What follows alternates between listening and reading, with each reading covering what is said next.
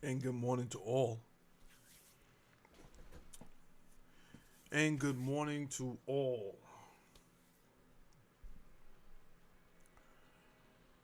Uh, it's been an interesting night, as you guys know. Usually in the mornings, I'll do some political, science, religious topics. And then in the evening,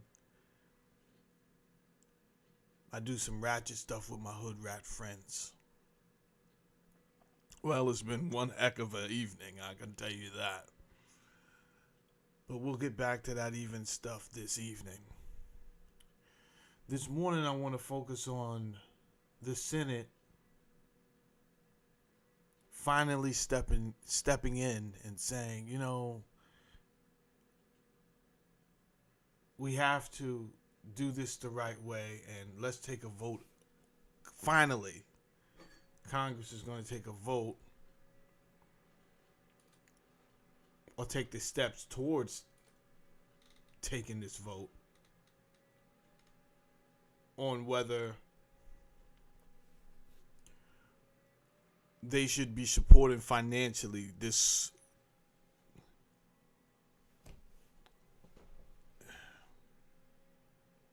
fiasco that we've got ourselves involved in that they didn't want to call a war. They didn't want to call it a war because the War Powers Resolution is a U.S. federal law enacted in 1973.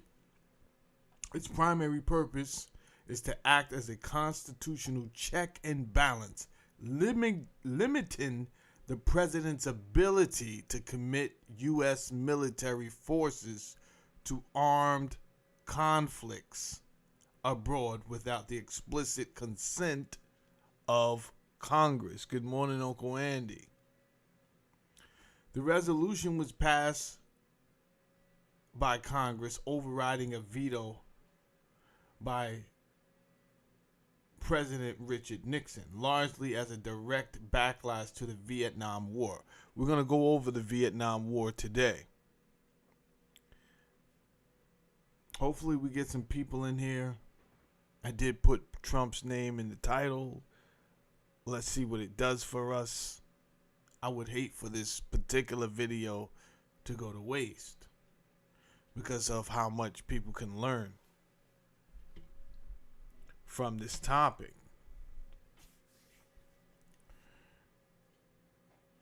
During that era, Congress felt the executive branch had unconstitutionally expanded its powers to wage a massive, protracted war without the formal congressional declaration.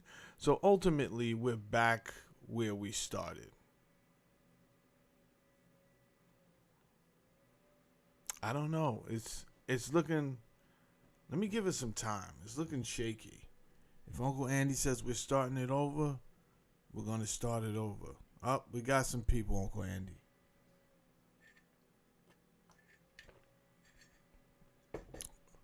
We got some people coming in. All right, so we're not going to start anything over. We got some people coming in the building. All right, so my thing is this: if you don't know where you've been, you don't know why you're there, right? And President Trump is not doing anything new. He's doing what was done generations ago. But most of those older people are older. They're not on TikTok. They're not on Instagram. They're not on social media hammering their thumbs away to let the younger generations know, hey, this is an old playbook that they're running on you guys. They ran this same thing on me when I was your age.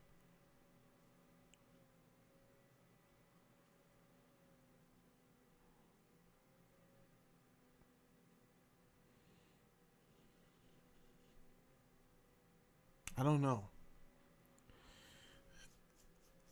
We're going to take a look. You're going to learn a lot.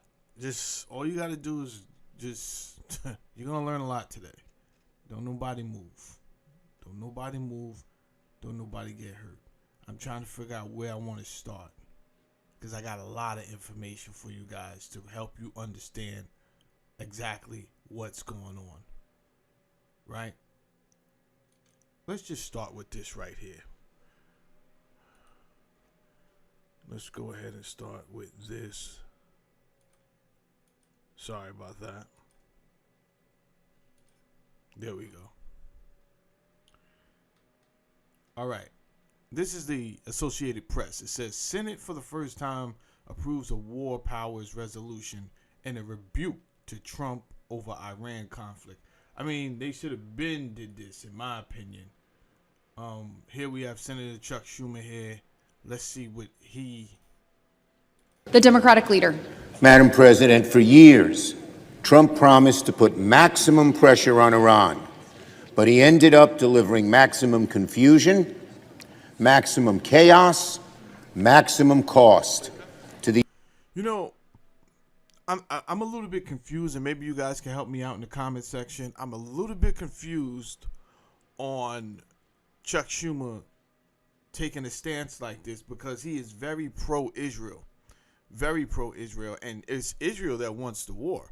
So to me, it is it's some type of hypocritical. It doesn't make sense that you would be so in favor of Israel, and it's Israel that wants this war, and then you're critiquing Trump on his failed accomplishments. It just seems like if I get a chance to kick you while you're down, I'm going to kick you, right? Even though I wanted to go to war too. I wanted this too. That's how it feels. But let's finish listening to him. Because it's not that what he's saying is actually wrong at all. The American people with his disastrous war. Every second this war continues, the costs to the American people go up. And this is the 10th time Democrats have forced Republicans to vote on a war powers resolution to end the war. Now, staying out of the sides of left and right, I just want to deal with people for a second. He said this is the 10th time. Now, let's just strip away all labels. Let's forget that who's a Democrat, who's a Republican. If you strip away their titles and just listen to what these people are saying, why does it take so many attempts to get you to hear something that is clearly necessary, that something that clearly implements check and balance, right? So he's saying like, yo, what he's really saying, whether he's faking it or not, is none of our concern, because at the end of the day, if the words that are coming out of his mouth are true,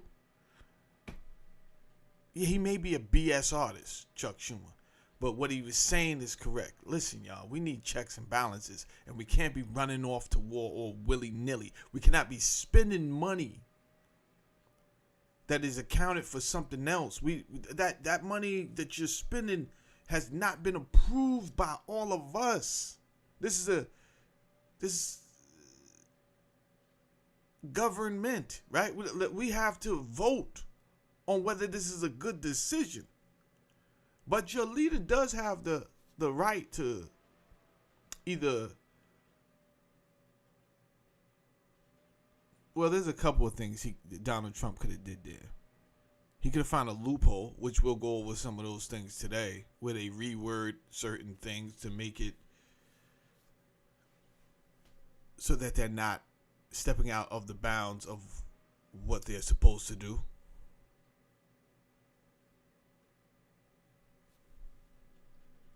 Time after time, the vast majority of Senate Republicans sided with Trump and his war instead of the American people.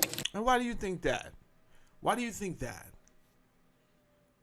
Let me tell you why I think that. I think that because instead of you guys making it illegal for an outside organization to consistently give politicians money. You know, once there was and not very long ago, there was a limit on how much you can give, on how much one person could give.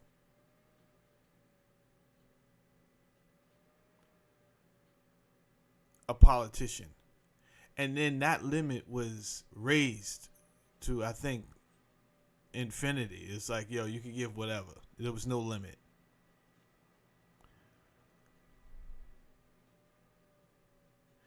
I think that was a horrible idea. I also think it's a horrible idea that AIPAC is allowed to lobby. I think it's just not AIPAC, right? Because if it's not going to be AIPAC, it's going to be somebody else. So let's not focus on just AIPAC this morning. Let's focus on the framework that we're using. The framework that we're using is garbage. And we'll hear from Catherine Austin Fitts this morning, and she's going to reiterate the same thing. The framework that we're using is absolute garbage. It is not healthy for America. These senators and these congressmen are human beings, and they usually take the bait. They usually take it. Because people have a number.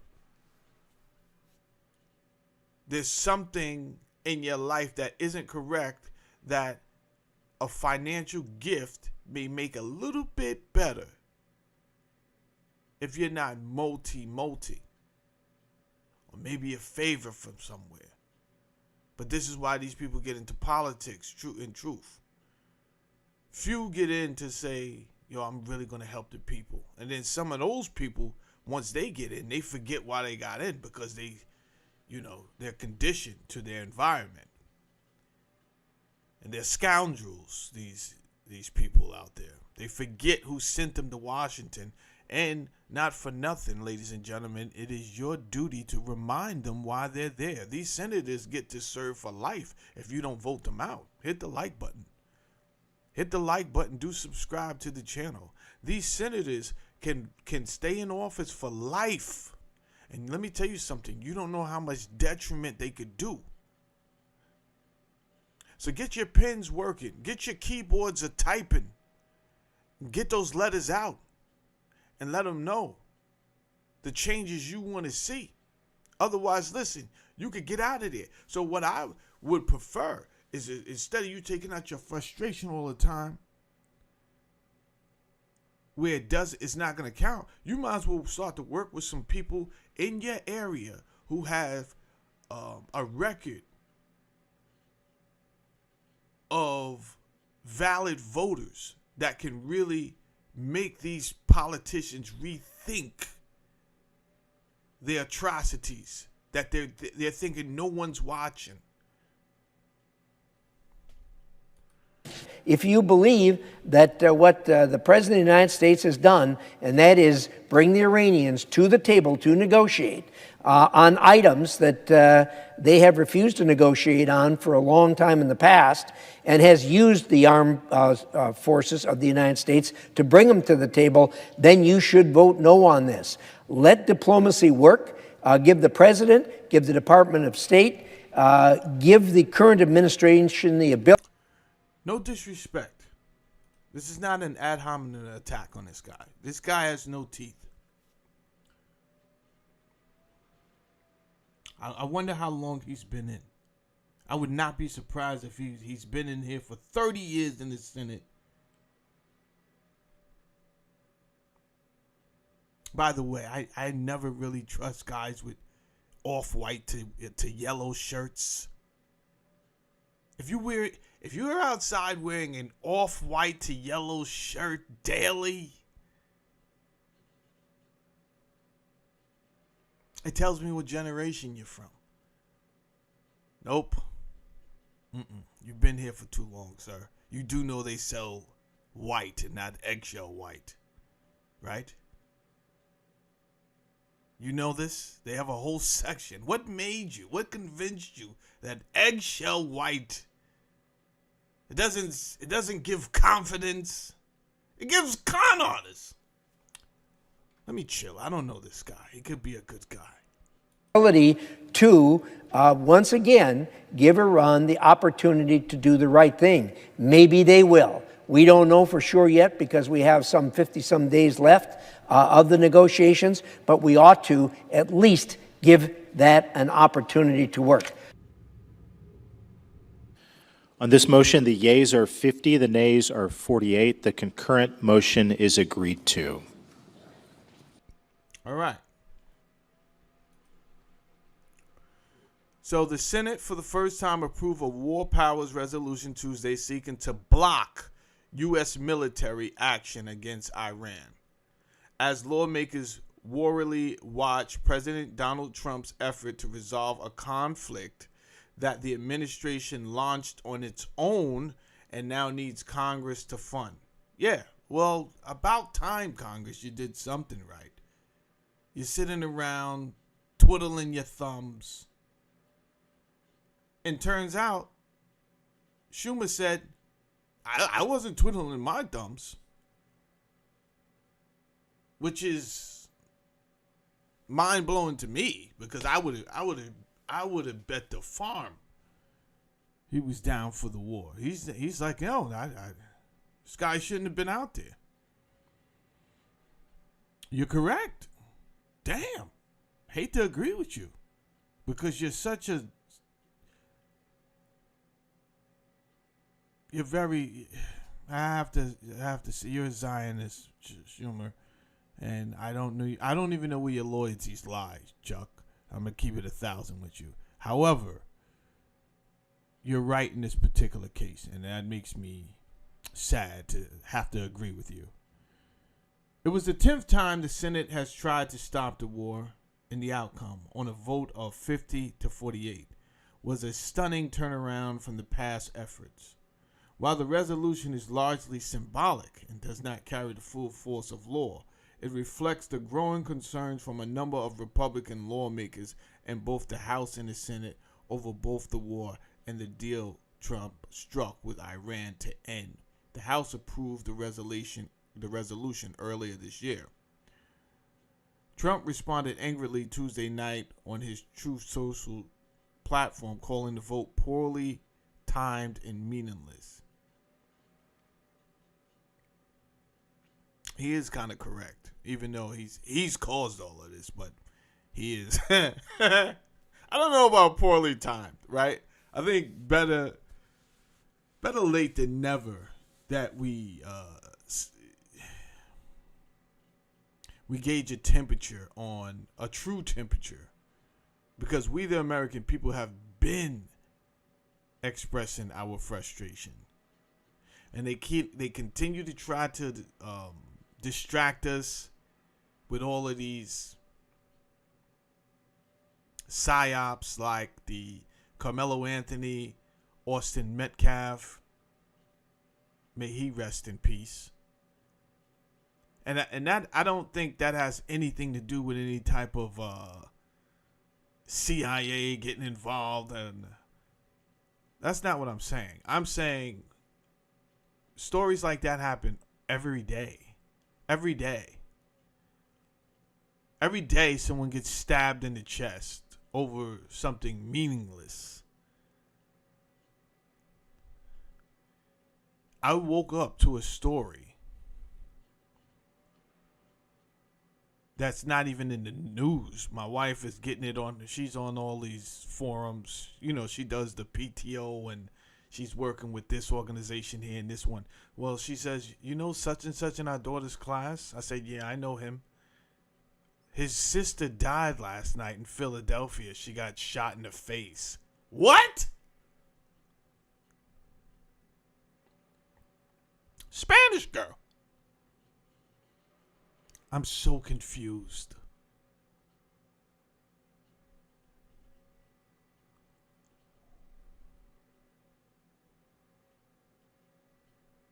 Now, for all of you that don't know, I'm in between New York and Philly a lot. A lot. So I can be in Philly every week and I can be in New York every week. I'm in between a lot. So I know Philadelphia and I know New York. I'm just, she was only 27 years old.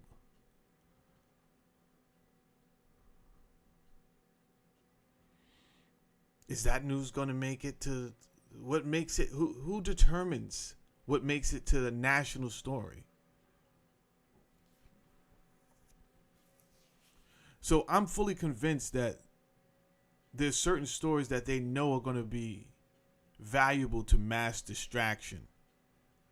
And as we are closing out this victory lap to 2030, because I warned you guys years ago, it's not a conspiracy theory. There's an actual partnership between the World Economic Forum and the United Nations. It's a legit partnership where they had to sign paperwork called the Agenda 2030. So when you say Agenda 2030, I don't want you to think it's some type of conspiracy theory. It's not a conspiracy theory. It's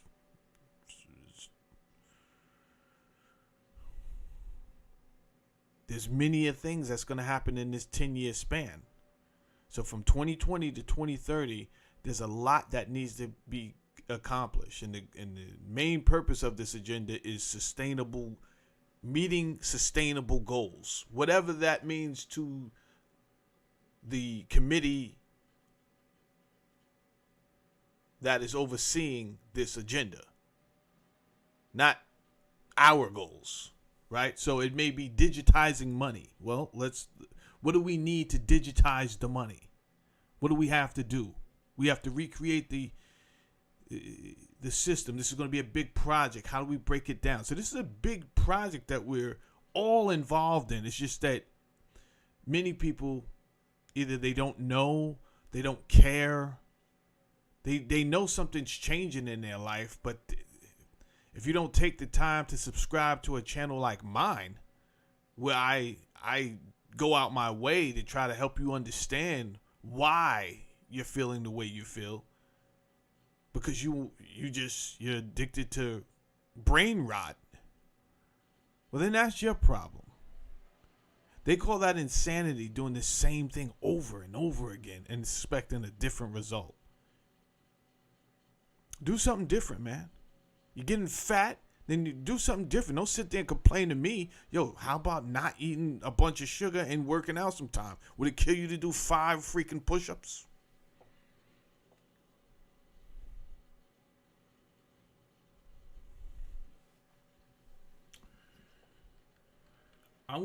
Let's go straight to Catherine Austin Fitts, because before we even get into the information that I have a couple of slides that I made that we're going to talk about Harriman Brown brothers. We're going to talk about Sullivan Cromwell. We're going to talk about Dillon Reed Company. We're going to talk about Allen Dulles. We're going to talk about 1944. I seen someone come over a few days ago and they was asking Uncle Andy. Shout out to Winter's in the building. I'm sorry, my apologies. Good morning, Winter. Good morning. Good morning, Winter. Good morning, Littlefoots.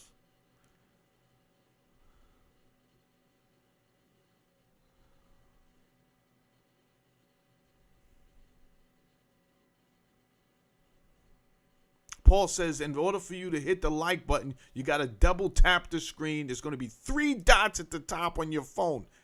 Hit those dots, and then you can hit the like button right from there. Thank you, Paul.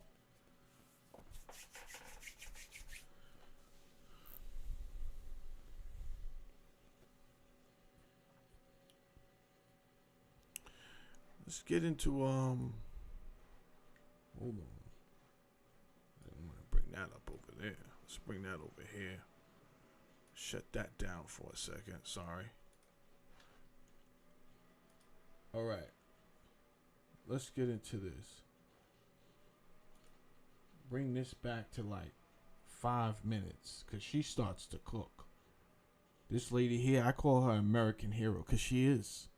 She truly is. I love her.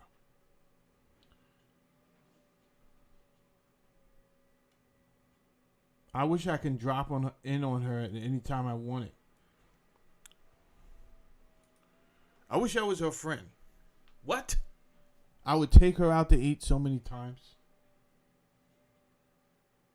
Brunch. And just have conversation. And just talk. And just learn. Well, I don't have that luxury. So what we're going to do is we're going to listen to her from a distance. Mortgage fraud and ended up in litigation with the Department of Justice for many, many years. And in that process, it forced me to dig down and look at the covert economy and what was really going on. And, I thought I understood the economy pretty well until I saw, sort of the extraordinary amount of money that the government is running outside the law.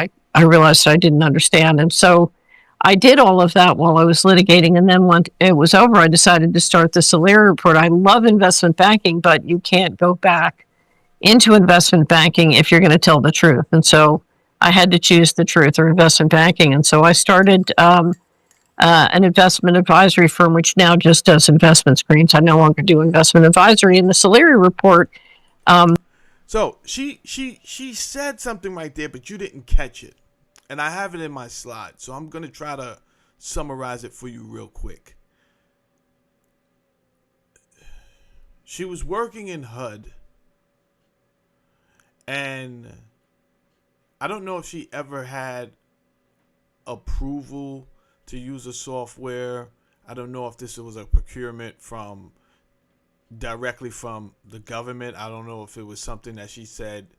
There's plenty of times I've worked for a corporation and they wanted me to do something, and I never asked for permission to do a lot of things. And my wife asked me, why do you do that? I said, because if I ask for permission and I'm told no and I do it anyway, I'm insubordinate. If I never ask for permission and I do it, it's only two things that can happen. I don't get caught, or I do get caught and I can say, I didn't know that. Okay, I won't do it again. And I don't. I do it all the time. They just called me into the office for spending the credit company card on food.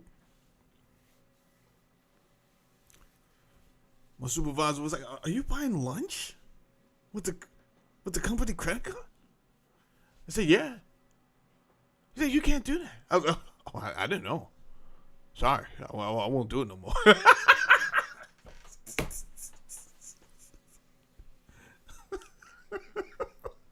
Yeah.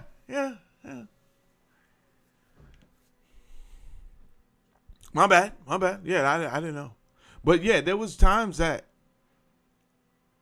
I would use other software to get what I needed done, because that software, especially if you didn't put it on the approval list yet, and I needed something like Tableau, which is a database software, to get what I needed, I'm just going to go out and get Tableau, bro. Now, a lot of times what happens is they don't like you to use these third parties because they, sometimes it could be a security risk. That's how they looking at it. Oh, we don't want them seeing our data, this, that, and the third. So I would get the standalone. This way, not the web-based. You understand? So I don't know what she did, but she was able to see the information clearer after using the software.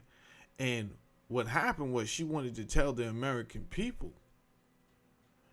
And these people, they got irate that she was exposing the transparency of what was happening with the money, which is a first red sign. And they did everything to this lady except kill her, but they definitely threatened her.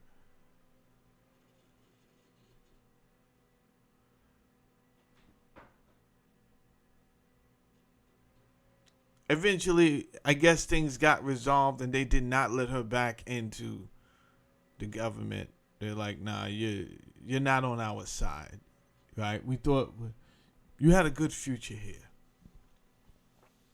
but you squandered it wanting to be honest. And that's not how this thing works.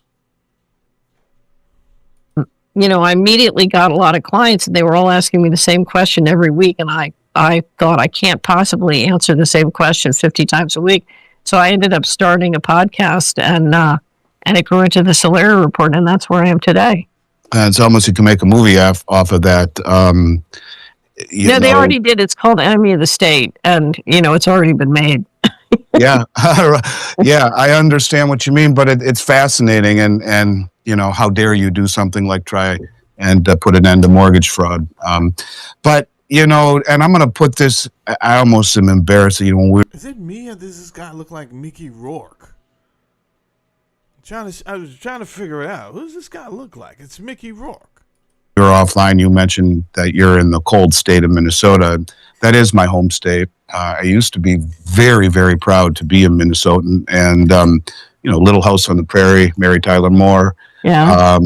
Sleep with your doors unlocked. That was all true. I raised a family there. I spent 50 years there. We've had an office in Florida for 18 years, and in the midst of the beginning of Minnesota losing its mind, leading the nation's charge in defunding the police, letting the city literally burn down for 3 days before the mayor or the governor did anything to help it, I left and I came to Florida, and I haven't gone back.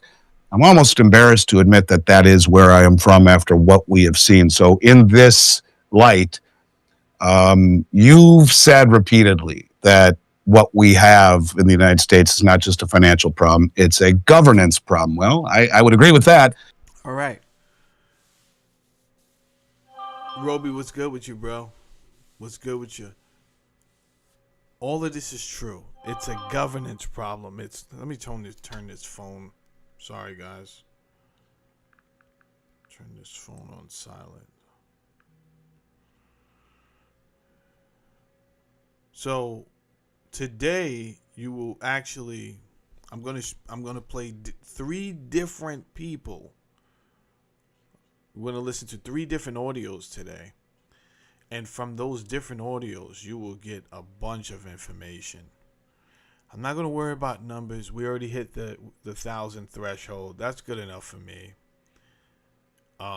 So whoever stays on is just gonna. I just want you to get information. That's it. I'm not gonna go for numbers today. Right. And you go further to say almost like a bank robbery. I'd agree with that too, seeing what's going on in my home state. Can you explain what you mean by that in plain terms, and just maybe how it shows up in real life other than what I just explained?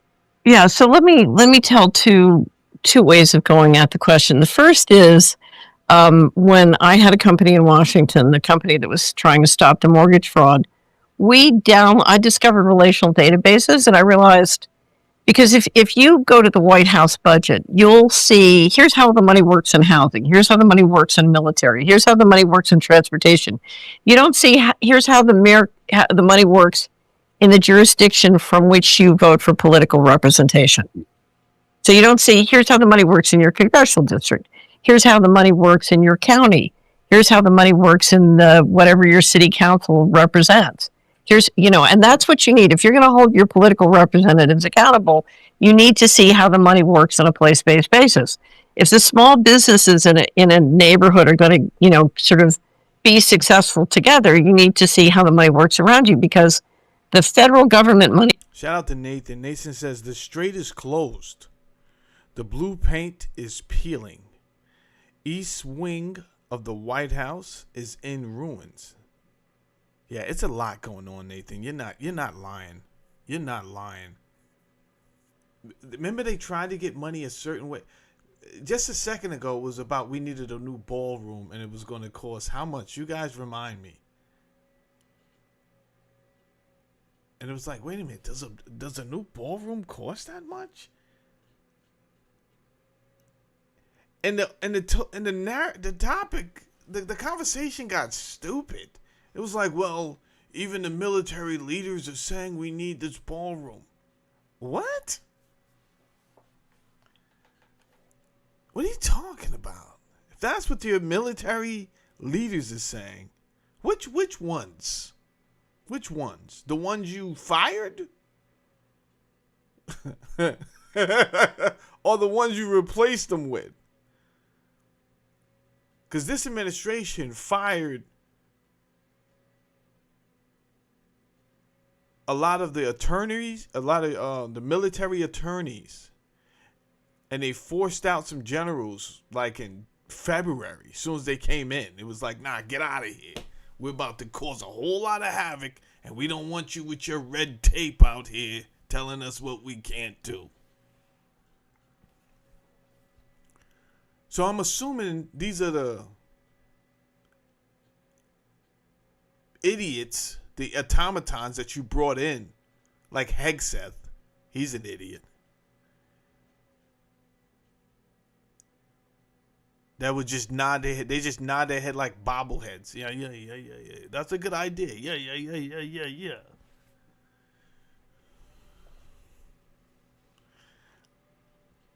Rogue generals. There you go.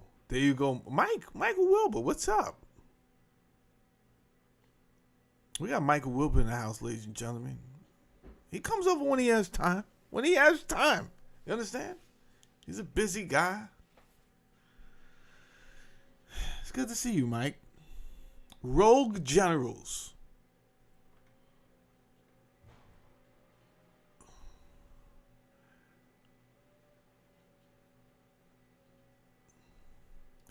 Let's listen to what she's about to cook.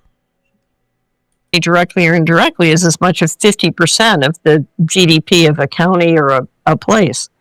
So we discovered relational databases, and we started to collect up all the federal data that was available publicly and put it in a database so people could basically look at a financial statement and a balance sheet for their jurisdiction.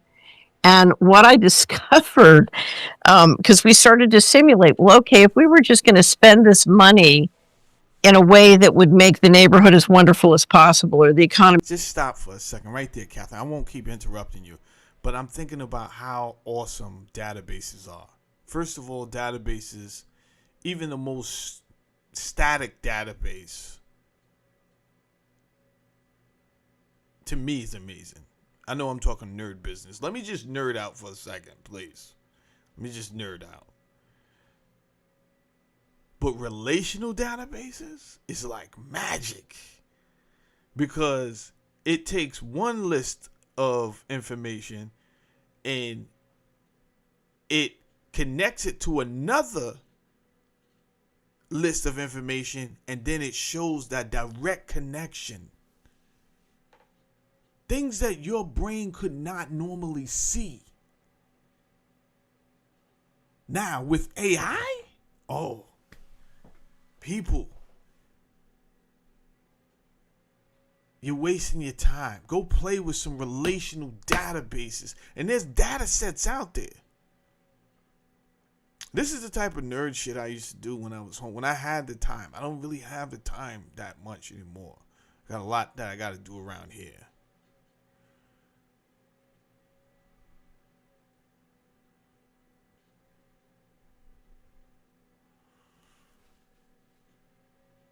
So, a lot. But when time permits, for no reason at all, I'll just get data from here and start playing around with databases. Get some data from here, get some data from here, and I'm just nerding out looking at shit.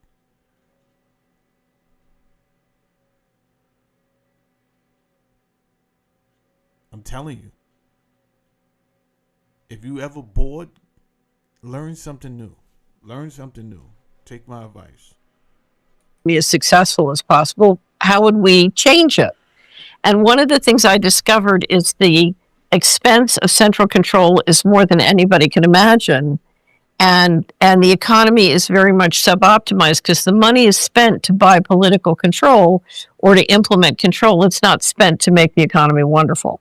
And anyway, so part of the litigation I had with the Department of Justice was they seized all that, the databases and software tool, and kept it under lock and key for many years.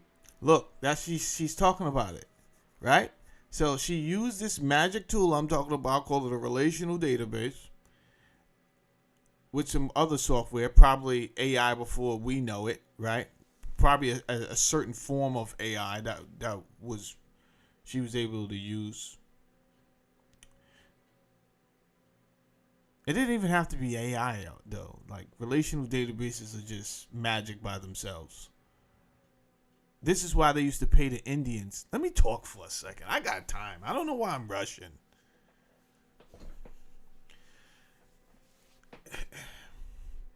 India came up because India as a country said, we're going to specialize. Their prime minister, they had a vision. Their government had a vision, not just for the rich and the government, but for the entire everyone.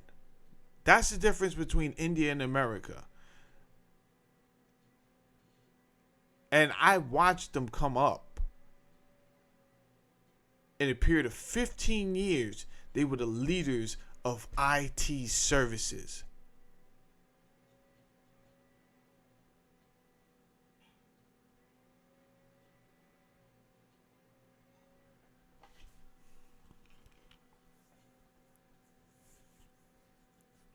Their government and their prime minister say, yo, what we're going to do is we're going to be the best in IT and we're going to be the best in healthcare.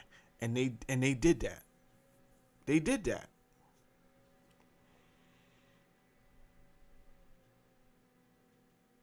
But the initiative came from the leaders. So whatever result you end up with, you have to look back and say, okay, why did we end up with this result? America is, when I look back and what result do we have? Everyone wanting to be pop stars, everyone wanting to be social media influencers. No one wants to be the specialist in anything. The specialist guilds are gate-kept because, quite frankly, they're mostly corrupt. We're in a bad situation. Anyway, the people who truly that were best at understanding these databases I'm telling you about, they were Indian, hands down. And databases have their own computer language. It's called SQL. SQL. It's called SQL. There were no better people on the planet that knew SQL better than Indians. Don't debate me on this. Do not debate me on this. Shut up. I'm talking about as a group of people. No. They, hands down, were the best. And if you can't be used, you're useless. And they started making stupid money. Ridiculous amounts. You go from pauper to middle class. Many of them. And you know something? I was frustrated at one point in time. But I'm going to put away that frustration because what was I to do about myself, right? If my government wasn't going to step up and see and put the same influence and confidence in its own citizens and saying, guess what, guys, we're being beaten by tech. This is before AI. We're being beaten in these areas. Let's go ahead and let us become great. No, you know what America did? They did put out a lot of money, but a lot of it was jive. A lot of it went to certain organizations and communities, and then it stopped at the top, right? So a community would get $9 million for coding, and that shit would never reach the bottom. Meaning they didn't use the same framework as India. The framework was, so it looked like, no, America's pushing coding and America's pushing technology. No, they're not. They're just, it's more embezzlement. It's more thievery where they borrow from the central bank and say, yo, we need some money so we can put into educating our kids with the coding and all of that. I should know because I partook in the festivities. I should know. They hired me. And I did my job, but I also charged $350 an hour.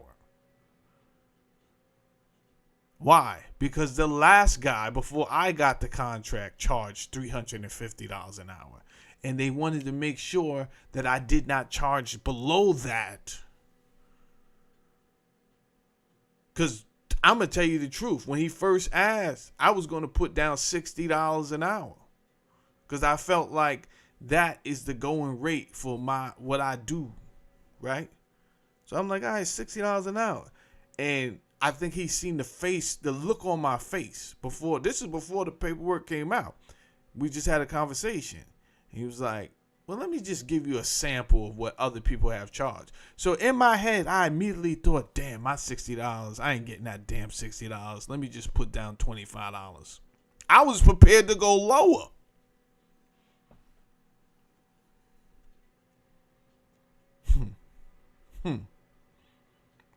No way, Jose. That shit said $350 an hour. And I could have pushed the limits. He was like, now you don't got to, I'm not saying you put down where he put. You want to go higher? You want to go, what? What? Higher?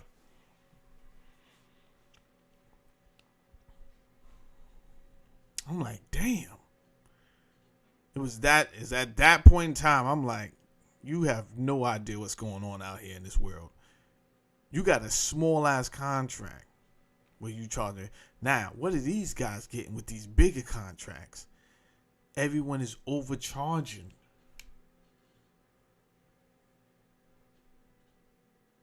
So my point is, the money never really made it.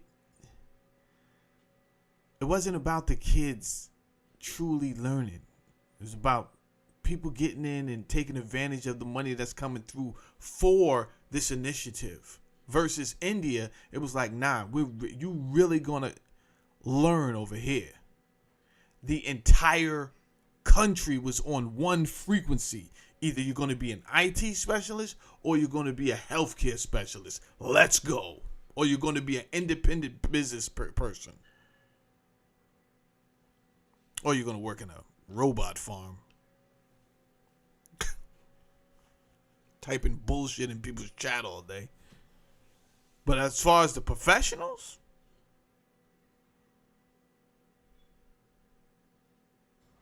that came back to bite us in the ass too. Everybody want to be a rapper, a social influencer. It's bad.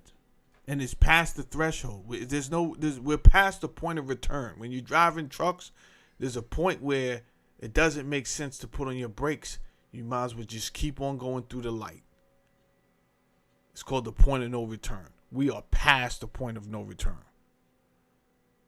Because they didn't want that information coming out. One of the things it would show is there's an incredible amount of mortgage fraud. But what I will say is one of the reasons for my optimism is what I know is that a lot of our economy is driven by political control and creating billionaires as opposed to making the economy as productive as possible. And if there was a way that could be found politically to change that, the opportunities are extraordinary. The second thing is I was part of, my company had a subsidiary that had on its board some of the top pension fund countries in the pension funds in the country.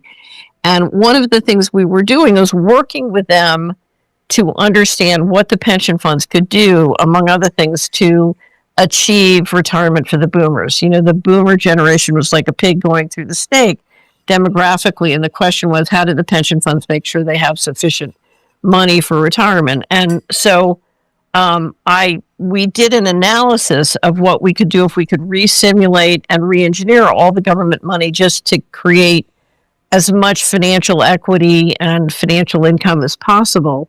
And we took Philadelphia. I grew up in Philadelphia, so we took the Philadelphia area. And I had a meeting with this board out at Safeguard Scientifics. There was a firm that was co-located from them. One of the members was on the board. And I showed them what was possible if we re-engineered the government money. And there was enormous opportunity to build, enormous financial equity capital gains. The pension funds could make a lot of money, sort of re-engineering how the federal budget worked in a way that would create a much more productive economy. And the president of the largest pension fund in the country was there, and he looked at me and he said, "You don't understand. This is what we had tried to do." He had been working with a group of activists as a young man. He said, "This is what we tried to do, and they were able to stop us." And I said very naively, "Well, you didn't have the internet. You couldn't get the learning speeds up locally high enough to sort of jump the curve." And She's thinking correctly. She's thinking correctly. I'm often impressed when I see people that really understand, and she truly understands. And then he froze and he looked at me and he said, "You don't understand. It's too late." I said, "What do you mean it's too late?" He said, "It's too late. They've given up on the country. And they're going to move all the money out of the country starting." Just stop. This video, what, came out last year, 2 years ago? And what do we see? I seen it when she said, when this video came out, I remember us sending money to Ukraine. When this video came out, and I'm like, why are we spending? There were two things stuck in an infrastructure bill, and two of them were sending a bunch of money, millions, to Ukraine, and then almost $1 billion to Israel. And I'm like, why are we doing this? Like, this doesn't make any sense. And the only response I got back was, well, we trade with Ukraine. We get wheat from Ukraine. We're doing this for wheat? What's going on? Well, hindsight is clearer than 2020. Maybe that was money to stay quiet because Tulsi Gabbard recently, in the last, 30 days, 40 days, has come out and exposed secret biolabs all over Ukraine.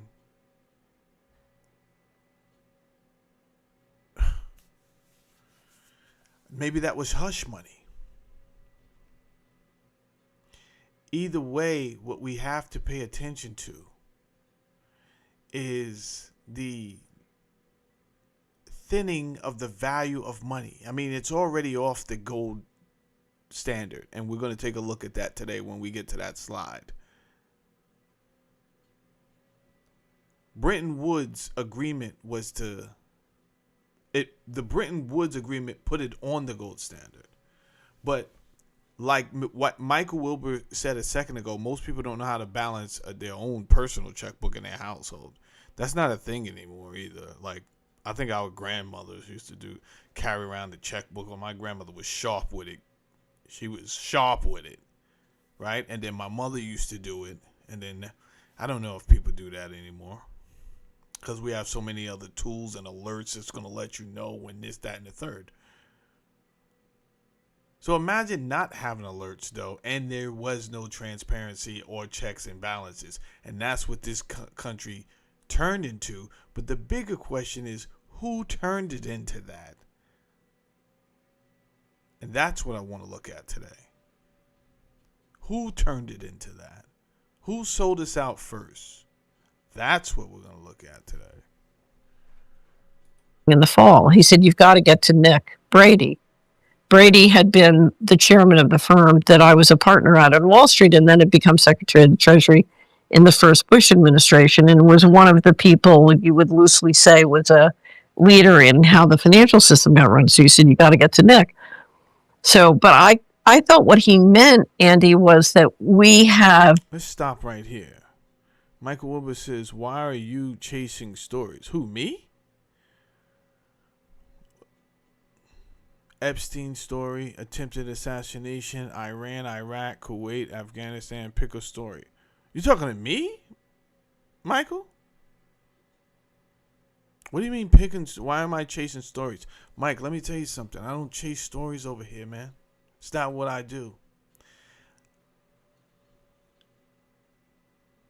Since you brought it up, let me tell you exactly what I do, Mike, because you may not understand what I do, because it may not be that transparent. What I do is I say, how do I get my people to see something that they need to see?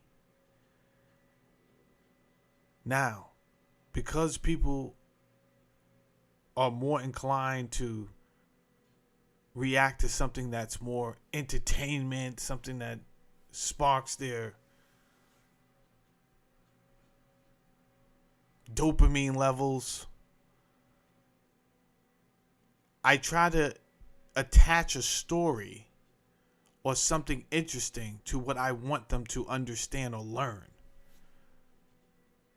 But never is this about money with me. I don't make any money off YouTube. I make no money on YouTube. Shout out to the people that give me cash apps or those super chats. I appreciate it. They don't come. I don't ask you for it. It's whatever. So the one thing I take pride in is teaching people. I don't get anything from chasing a story. I don't chase stories, though. Oh, okay, other people. I got you. Only thing I do over here is teach, bro. When it comes to anything I'm talking about, political, scientific, religion, only thing I want to do is teach. I make exactly $100 every 2 months from YouTube. That's what I make. $100 every 2 months. But I love what I do.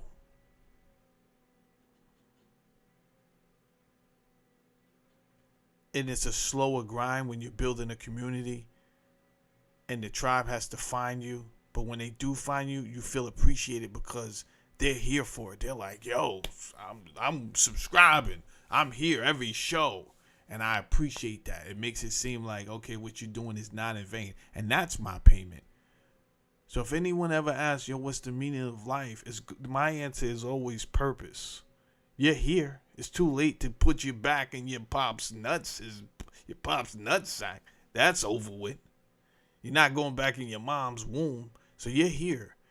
So now, you want the meaning? The meaning is going to be purpose. What are you here for?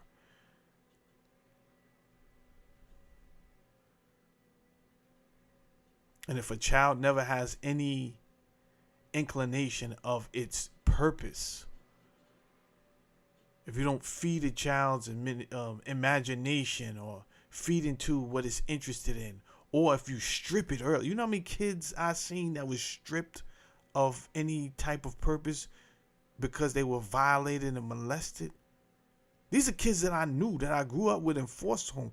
That you just strip the shit out of their reality. The last thing they concerned about now is what I could be.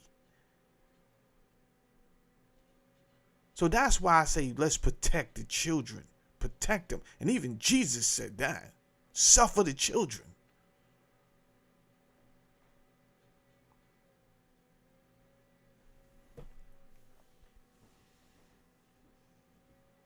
I do these ratchet stories at nighttime. Right? So I did a story last night. And somebody in the comment section had the nerve to say, yo, you guys are soft, man. When you acting like, yo, these old timers wasn't around here raping women. You know what I'm saying? This is what happens. You guys are soft now. Stop acting all self-righteous. And I said, God damn, are you out here co-signing rape, bro? That's what you're doing? But you're doing it passively? You said I'm self-righteous because I look down on rapists in my community? No, sir. I'm going to need you to put down your full name and address. Get you the fuck up out of here. You're a predator. But don't worry. You see, a lot of people, they get confused because I worked hard to learn the King's English. So I know a couple of vocabulary words. And I'm conscious of my diction. But let me help you. This was not my vernacular 10 years ago. My pronunciation of words were very poor. I used the N-word constantly. If you think I cuss a lot now, you have no idea.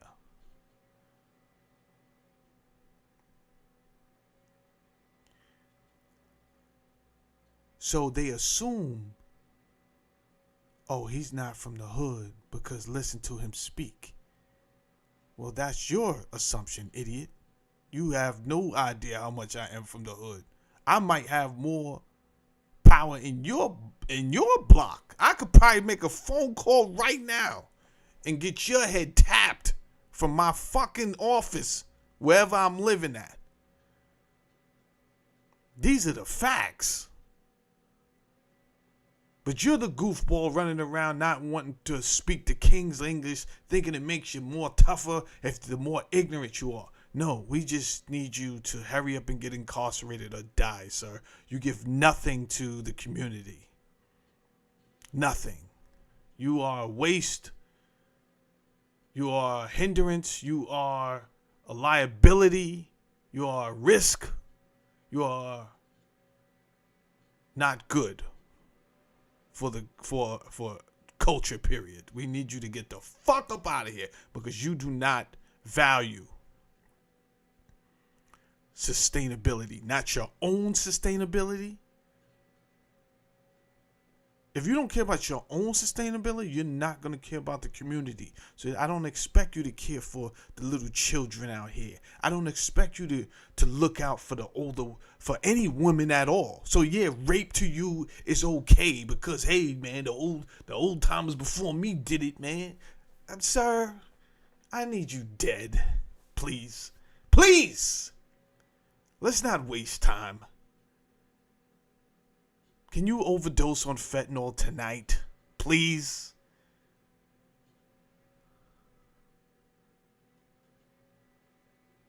And this all stems because you didn't have any purpose. You didn't see any purpose in your life from a youngin'. That's why. Something was taken from you. Maybe your childhood. Right? And this is for many different reasons.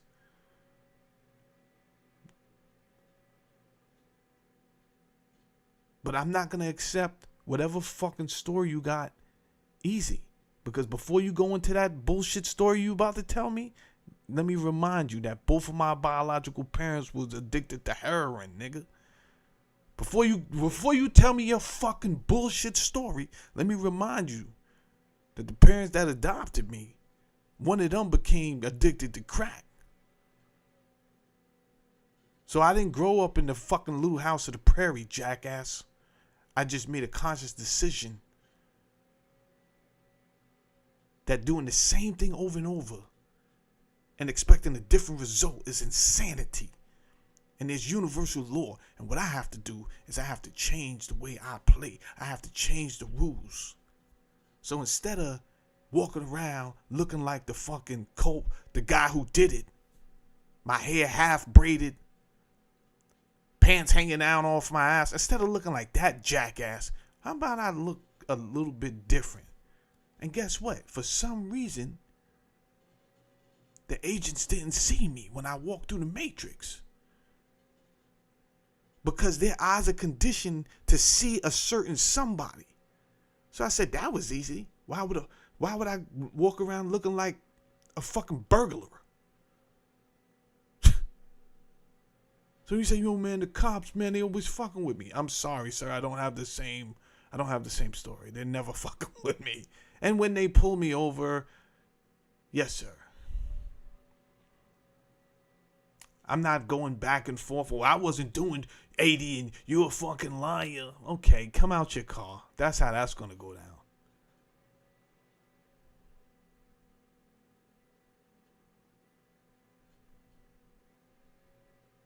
So, being that I'm here, I say, okay, let me share what I have with the few people that are listening to me. Let's do it like that. Been given a directive to reallocate the equity in the pension funds to emerging market investments, which made sense because you had much higher growth rates in Asia and the emerging markets than you did in the more mature economies. That's what I thought he meant. But then what happened at the beginning, he said they're moving all the money out starting in the fall. That fall was the beginning of fiscal 1998, when enormous amounts of money started to go missing from my old agency, HUD, as well as the Department of Defense. And what I later came to believe, we have an entire... I went to go work for a municipality one time, right?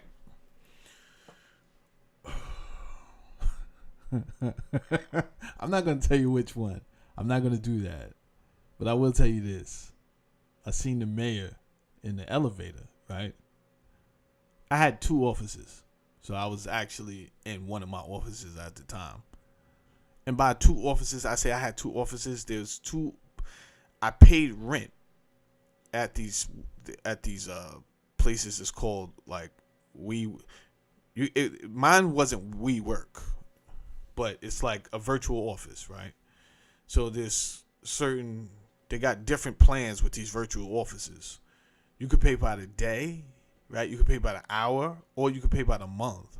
So I had 2 monthly plans in New York.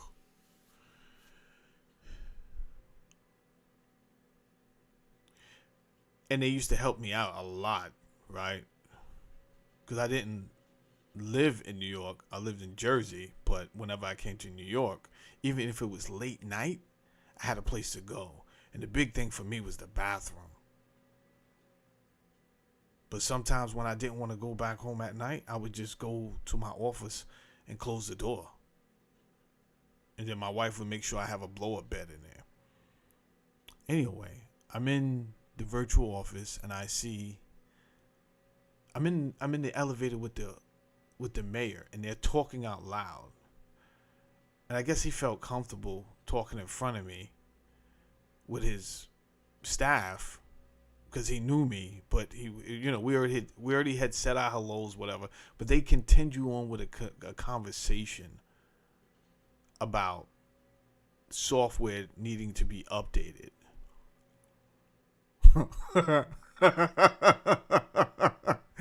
Watch this.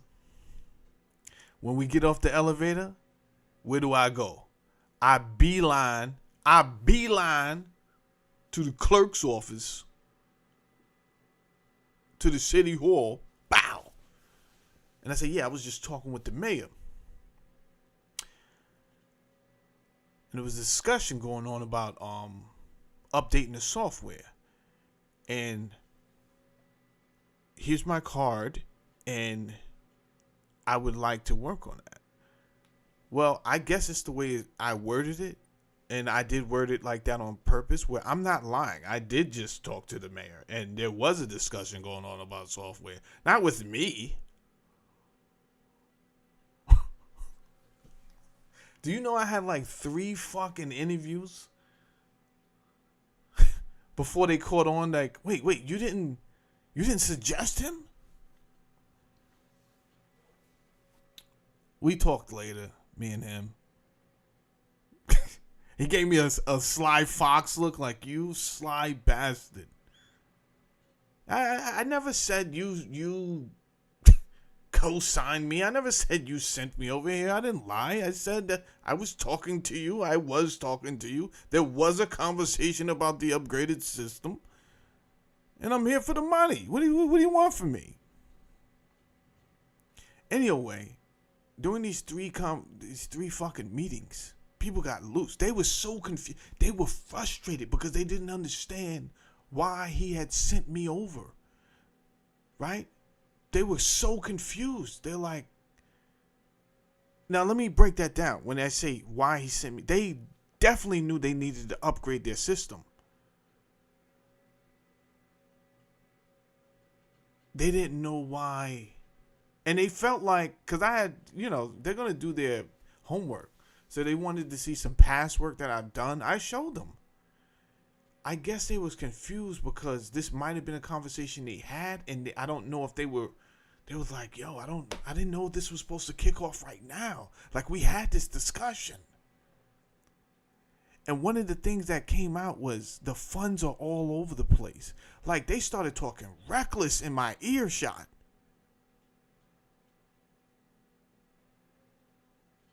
Like, I can hear you guys. And what they were saying was, yo, they're taking money from this budget and they got to pay this over here.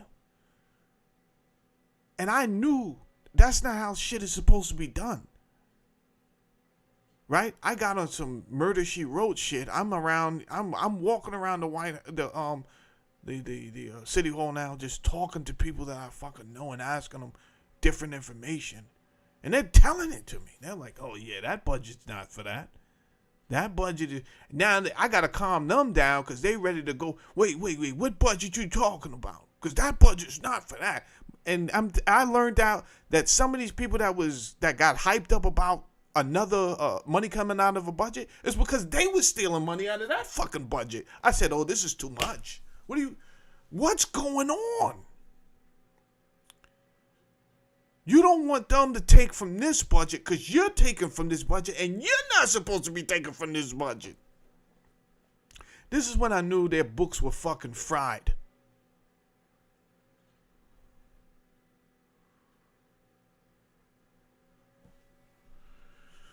This is when I knew their books were fried.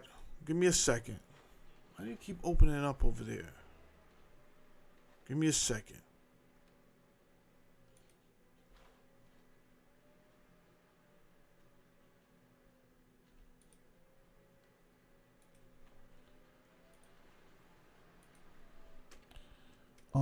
What was these people called? They were called, God.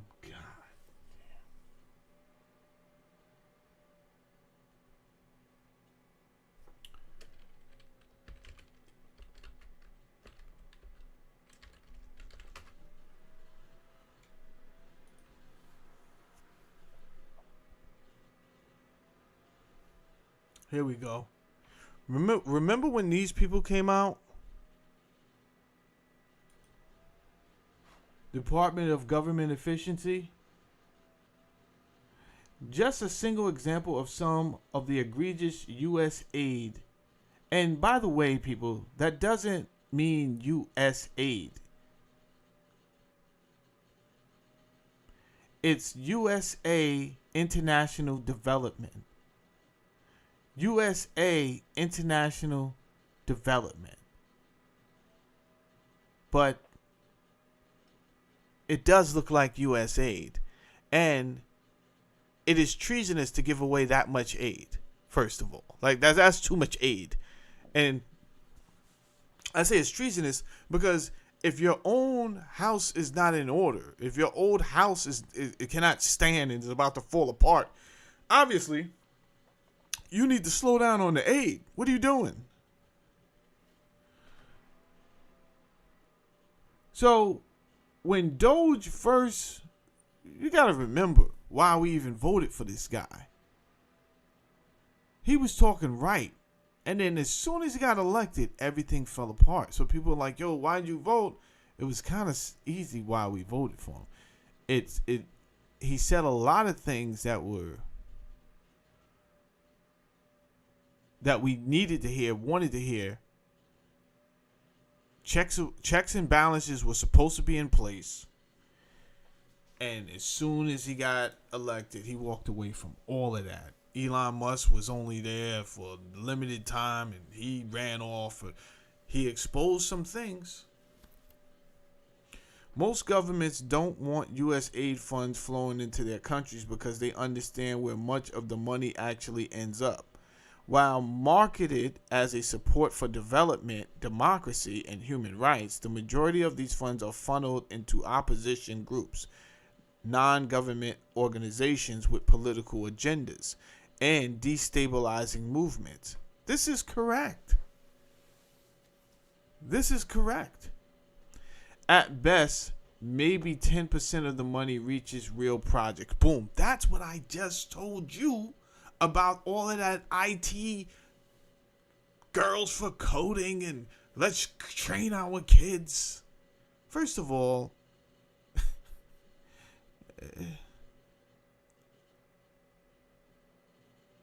there's like 5 different variables I want to spew at you right now. 1, the teachers. I worked for the Board of Education, a number of Board of Educations. And let me tell you something. These teachers are burnt out. There's 34 kids in this classroom, and you're using a heterogeneous model, right? You're putting kids with various IQ levels in the same classroom, and you're telling me this is a good idea. It's a poor idea. But you're not worried about if it's the efficacy of it. You're worried about if it makes a kid feel good or not. Right? This is, and I don't think you really give a shit, but that is your way of sabotaging people's education.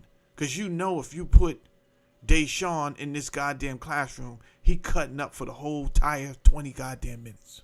Every day he's cutting up. And there's 5 fucking Deshaun's in here cutting up.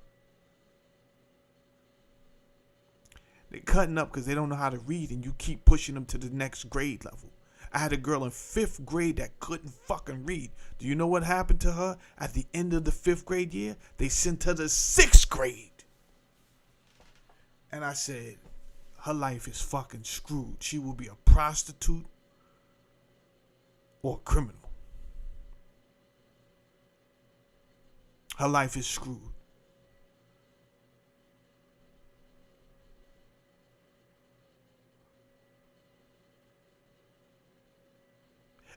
And I assume that a lot of white people sit there and look at the news and say, look at these black heathens.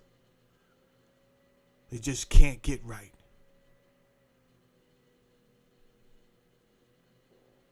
I assume they don't take the time to understand that when programs like No Child Left Behind are initiated, these are not good programs.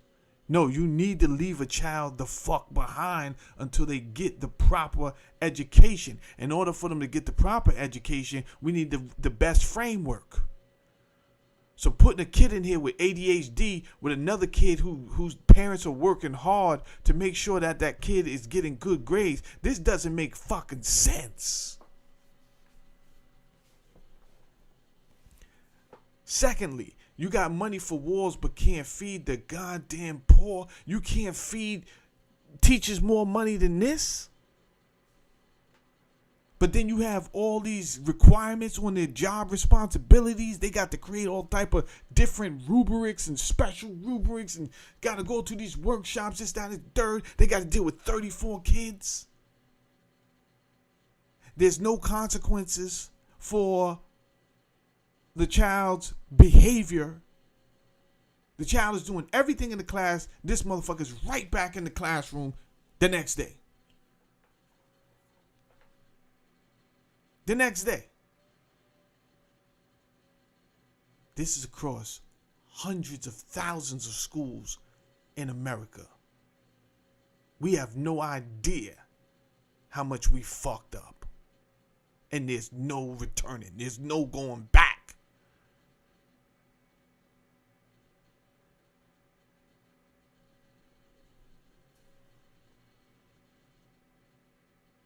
So all of this money that's supposed to be going to these black communities, they don't reach the kids, man.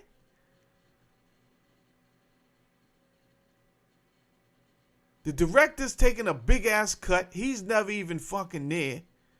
He's only there for photo ops. I live this shit. I know what's going down. If we really wanted to fix this, we could have been fixed this. But this ain't about fixing it. It's about certain people keeping that money coming in. Because it's the only way they know how to get it. They don't understand, though.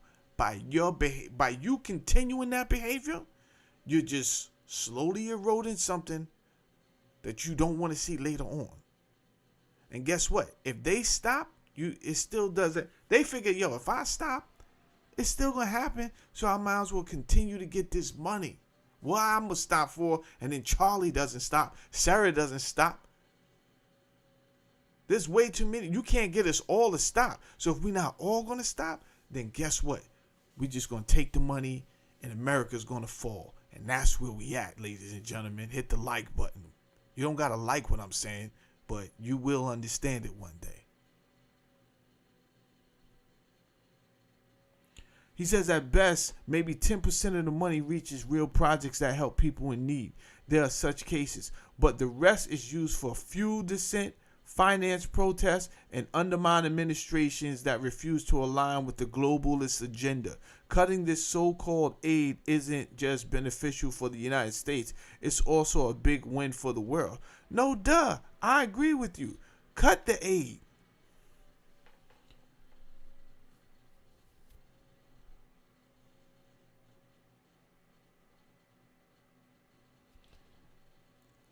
I believe in the beginning, the Central Intelligence Agency had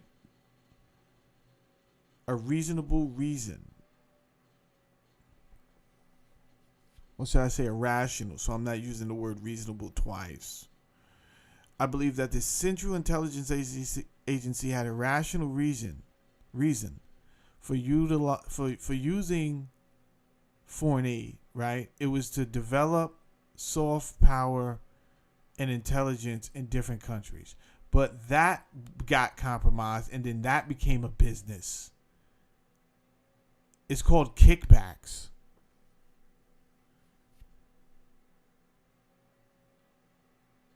I was an IT manager one time. One of the board members came in, and I bought HP computers because I didn't like Lenovo, right? The reason I didn't like Lenovo is because on the heatsink, the Lenovo's used to, the cooling paste, Lenovo was cheap on the fucking cooling paste. It's like when you go to fast food and you got this one jackass that doesn't like to give any ketchup on a burger. He does a little squirt, and then he keeps on so that he can work faster. And they gave him employee of the fucking month because he's cranking out more burgers than anybody. But in reality, his shit is sloppy and disgusting. Yeah, fuck that guy. Right? So with the Lenovo's, they would only put a little bit of cooling paste on the heat sink. Now, let me explain to you what happens when you do that. Your computer has to operate, and it gets hot. The reason for the cooling, the cooling paste is so that it controls the temperature. It's not supposed to get too hot. If it gets too hot, it's going to shut down. Well, Lenovo ThinkPads used to shut down all the fucking time, and it was because of the heat sink. So I said, what do I need to be running around this place for, troubleshooting 400, 500 laptops because of the same issue? I'm not doing that. I'm going to go with a company that doesn't mind spending the extra money on some fucking heat sink gel, and I'm going to pay a little bit more for it. But guess what? I'm not going to end up troubleshooting 100 computers a week for the same reason. So I went with HP. Some other person recognized what I did and was like, I guess they brought it up to the board. Like, yo, why would he go with a product that costs more? So the board director came to my office and was like, yo, I see you went with HP. That's like $1,000 more, whatever it was. Why'd you do that? You getting a kickback? He asked me straight out, you getting a kickback? Up until that point in time, I didn't even think about that shit. Dead ass. I never even thought about it. I was like, holy shit, I could have got a kickback. But I'm not on that type of timing. But no, that's not why I did it at all. And then he gave me some look, and I was like really offended. I was new to all of this shit.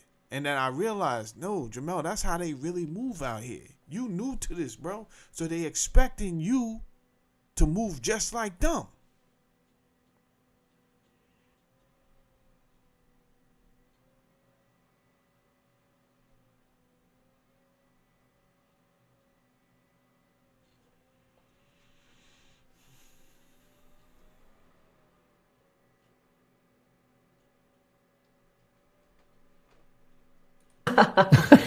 I think he regretted it almost as quickly as he picked the fight. I mean, when you're a trillionaire like Kerry, why would a guy trading $60 million in stock every year as a congressman through his wife decide to pick this fight with Elon Musk? I think he regretted it almost as quickly as he picked the fight. I mean, when you're a trillionaire like Elon, you can sue people when they lie about you, and trying to pin the deaths of hundreds of thousands of children on Elon Musk is not only ludicrous, it is slanderous and defamatory.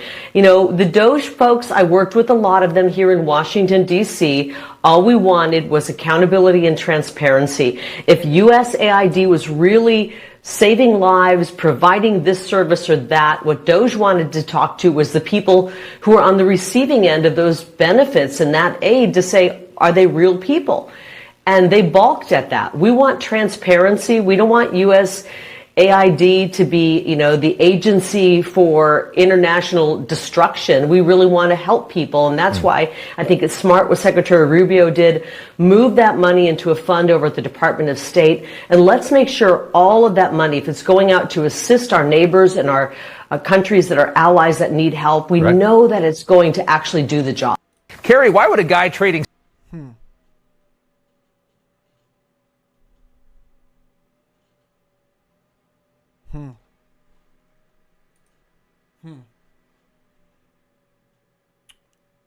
I want to move on to what's her name? Hold on one second. Let's go here. Mel K. Let's move on to Mel K.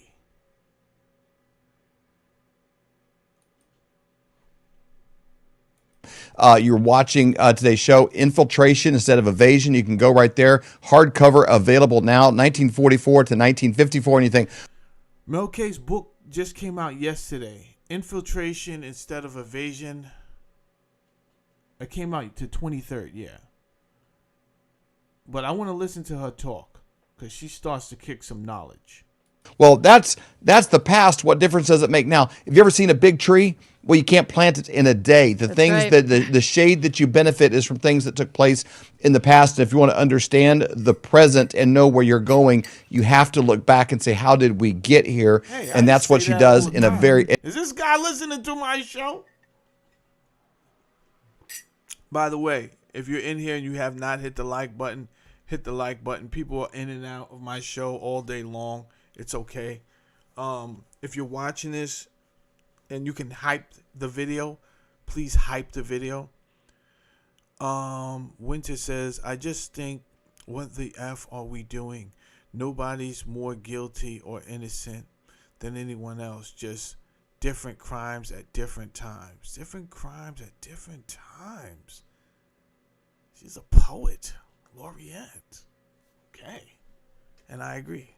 Educational, fun way. You can go to themelkshow.com, themelkshow.com. There's a Substack on there, a newsletter that you can subscribe to, and love the look of the site. Love your photos on there. Thank you. If you decide to get out of this space, you can just go into modeling or something else, and love the look of the new site. Yeah. Well, I thank you so much. And thank you guys, because a lot of what is in this book, A, the American people are not privy to by design, and B, you and I, all three of us, have been on this journey of basically trying to empower people in America, to empower themselves, to learn exactly how we got here, and that we have an enemy, but the enemy is much closer than people think. And so I'm excited. And as you know, for years, we've been on tour, all of us around the country with Reawaken. And a lot of that inspired this book as well, particularly my speeches, because I wanted to really understand when America got captured and how and what and the architecture. And I lay it out in this book as a history lesson, it's not conspiracy. I'm not pointing at anyone. What I am doing is putting down actual documents and facts. We're going to have an amazing resource just for the book where people can look at all the real documents. But everything in this book has receipts. And that is something I'm very proud of.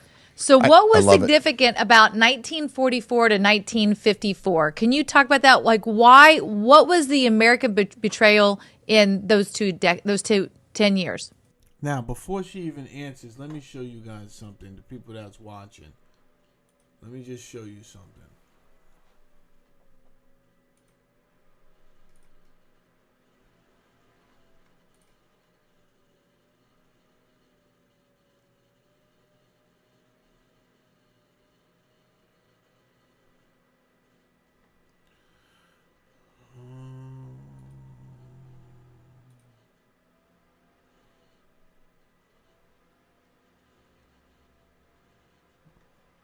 Go to content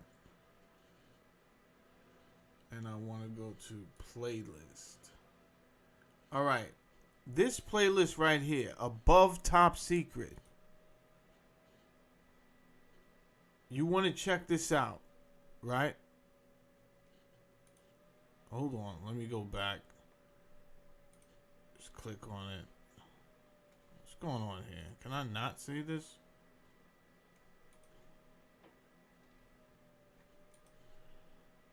There we go. You want to check out this. So, it's called Above Top Secret.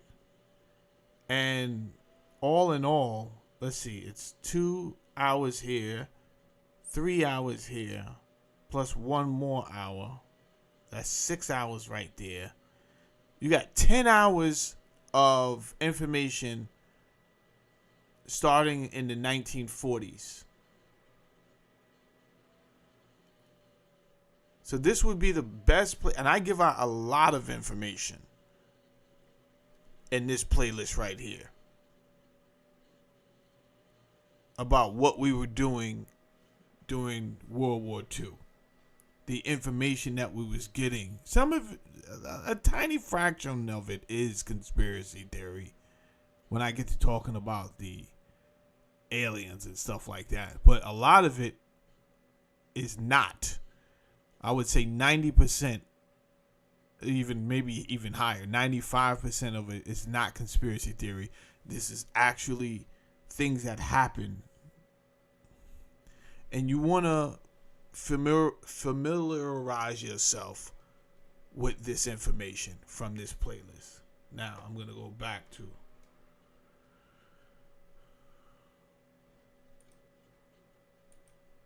Okay, so first of all, most of what we've learned about World War II is a lie, but most of what we learned about post-World War II is a purposeful deception of the American people, of our country, of our what is going on with our taxpayer money. And you kind of got to go back. As you guys know, I've done a lot of these speeches. I always start with JFK's 1961 speech at Waldorf Astoria to the press, where he says, "The press is waiting for me to say that there's a clear and present danger." Well, there's never been a more clear or more present danger. And he goes into saying that there's a tight-knit group of global people, essentially, that put together politics and finance and law and military and all of that, and that they are perpetrating infiltration instead of invasion, subversion instead of elections, guerrillas by night, but instead of armies by day. And as you know, shortly after that, JFK was murdered in broad daylight in an operation to destroy America's heart and soul.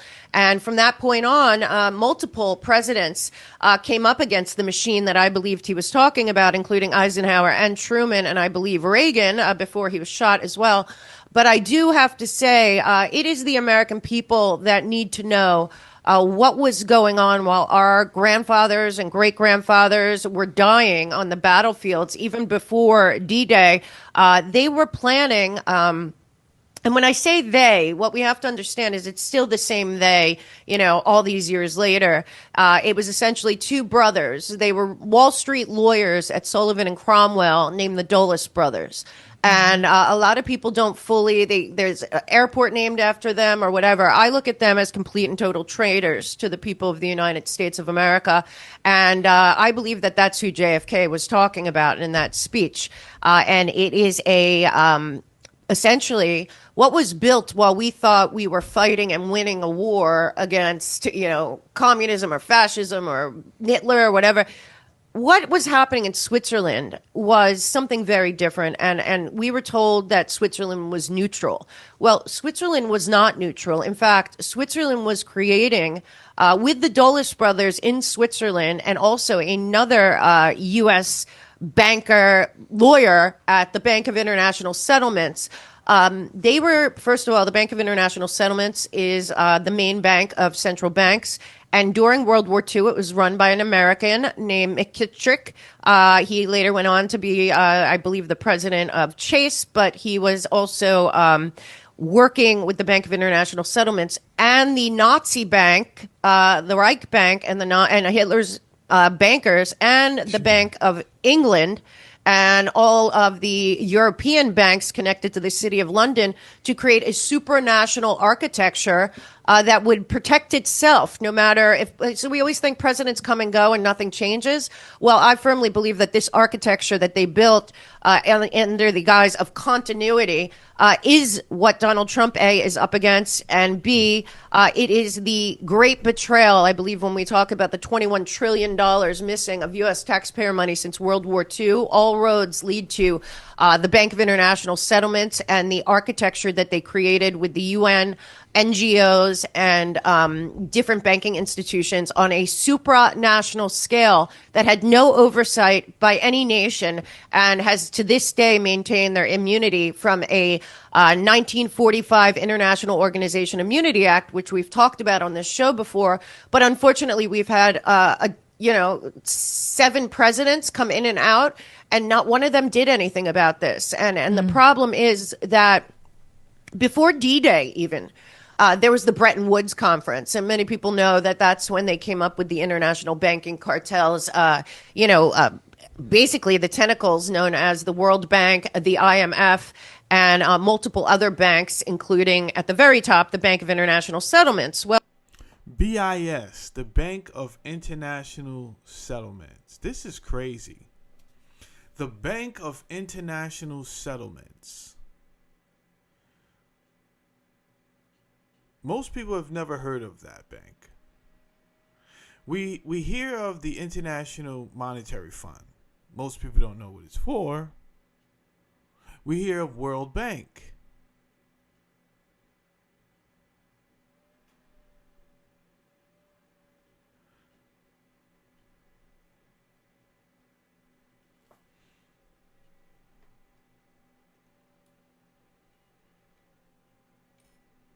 Nation and has to this day maintained their immunity from a 1945 International Organization Immunity Act, which we've talked about on this show before. But unfortunately, we've had 7 presidents come in and out, and not one of them did anything about this. And the problem is that before D-Day even, there was the Bretton Woods Conference, and many people know that that's when they came up with the international banking cartels, basically the tentacles known as the World Bank, the IMF, and multiple other banks, including at the very top, the Bank of International Settlements. Well, at Bretton Woods... There we go. I keep forgetting the name of the Bank of International Settlements. I don't know. That bank doesn't stay in my head. So every time I have to remember the acronym,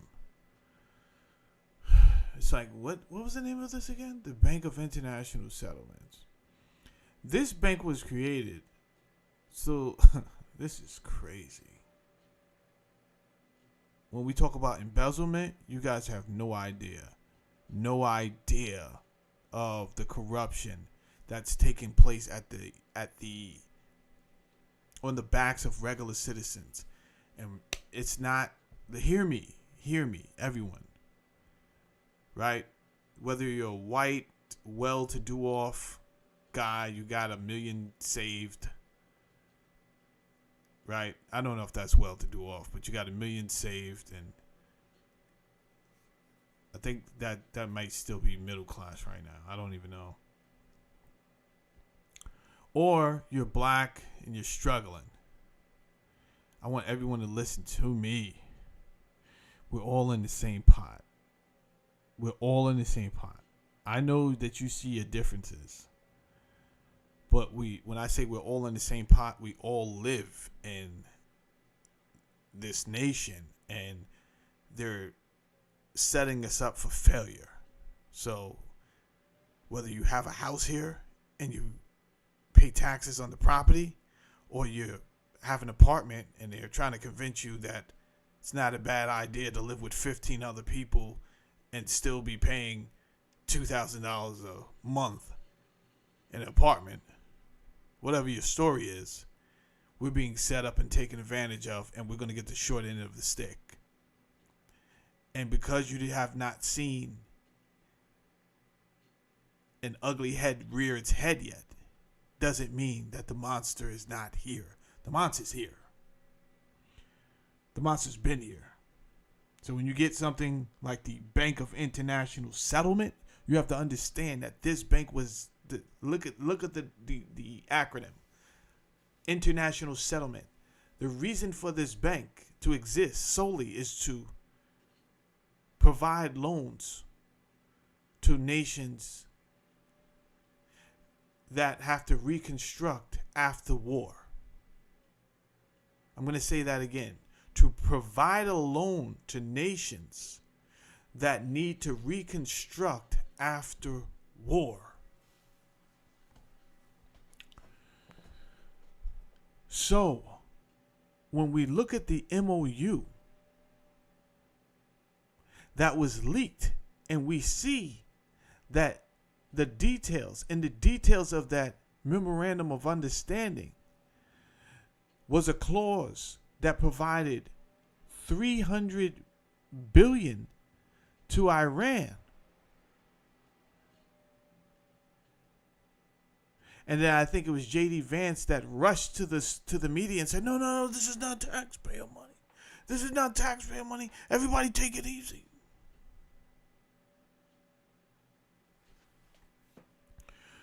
What we have to understand is that necessarily it probably wasn't taxpayer money, because the banking cartels are now involved.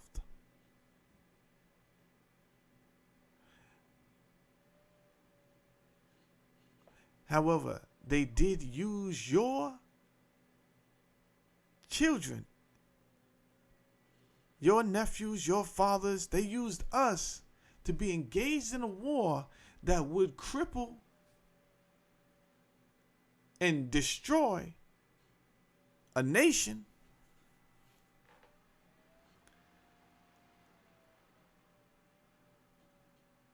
just so that they could loan. These banks could. So these bankers, what I'm getting at, they like these wars. They like these things to be instigated.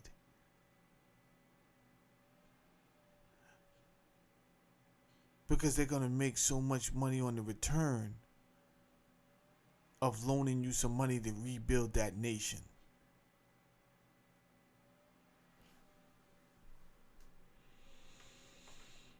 Let's take a break from her for a second. They're saying she's hard to listen to. Give me a second.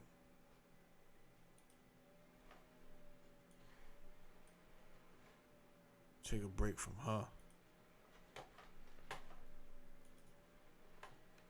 Let's go over here.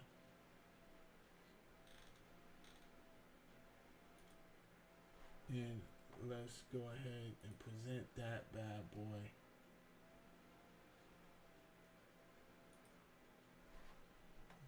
All right, and let's go ahead and hit that.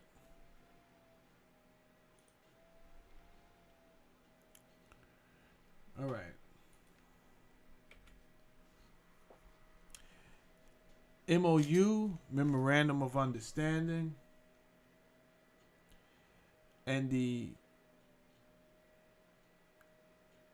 MOU that was leaked, there was a 14-point Memorandum of Understanding. We seen that there was a clause for $300 billion to reconstruct Iran. So, again, most of us are not going to understand until somebody explains it where these people's priorities really lie. Now, when I say these people, does that mean Donald Trump? That doesn't necessarily mean Donald Trump. It could mean Donald Trump is in over his head. He's involved in a game that is rigged, and he doesn't even know who he's really playing with. These are veteran card players. You just don't know who you sat down with yet. You think you understand who you sat down with until you find out, nah, they're playing a totally different game, Jack.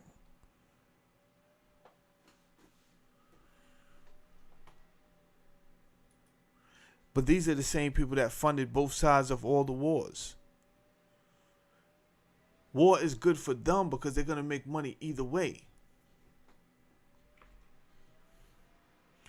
Bretton Woods, How the Dollar Became King, July 1944. Delegates from 44 Allied nations met at the Mount Washington Hotel in Bretton Woods, New Hampshire, to rebuild the global economy after World War II and prevent another Great Depression. 3 world-changing outcomes. The U.S. dollar became the global reserve currency, pegged to gold at $35 an ounce.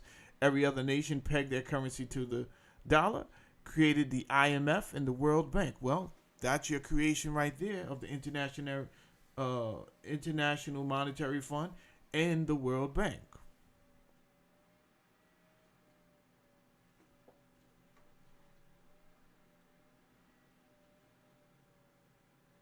Let's get AI involved this morning. Let's get AI involved this morning. Give me 1 second.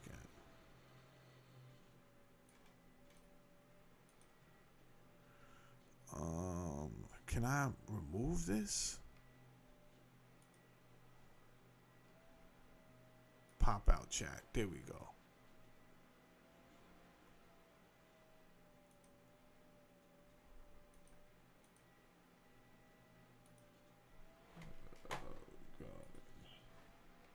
Give me 1 second. Pop out chat. All right, cool.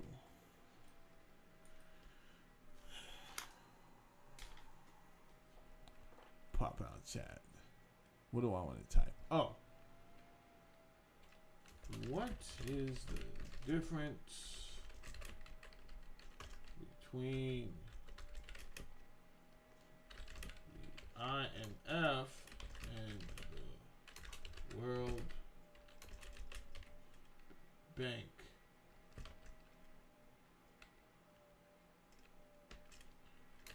By the difference, I mean the purpose of its creation, or should I say their creation? Their creation.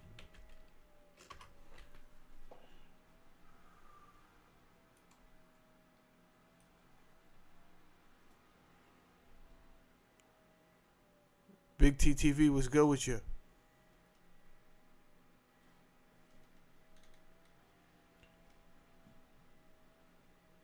Come on, man.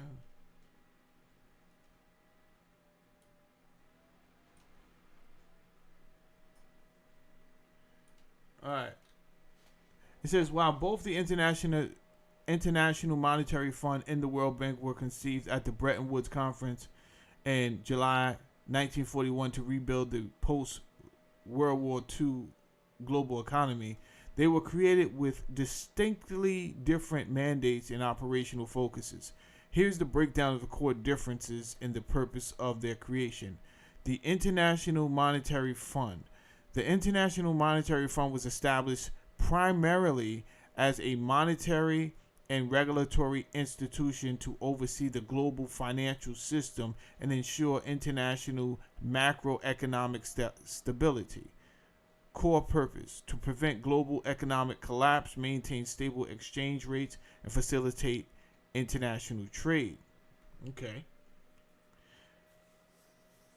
It didn't work out, as we will see, exactly like they planned, but it's a plan. It acts as a financial monitor and a lender of last resort when a country faces severe balance of payment crises, meaning it cannot pay its international debts or fund critical imports. The IMF steps in with short-term loans. Right away, I'm thinking, so wouldn't it benefit someone to make sure that they can't pay? Wouldn't it benefit them that something happens in that nation where they are forced to eventually come and say, hey, we need money? Because that's how these people are playing. They're playing like that. They provide the problem so they can provide the solution. They playing like that. Operational goal: to stabilize currencies and reform countries' economic policies to restore global financial balance. The World Bank. The World Bank was created fundamentally as a development and investment institution. Okay. Core purpose: to provide long-term financial assistance for the reconstruction of war-torn nations. Getting a lot of calls. Hold on, ladies and gentlemen. Yo, peace, God.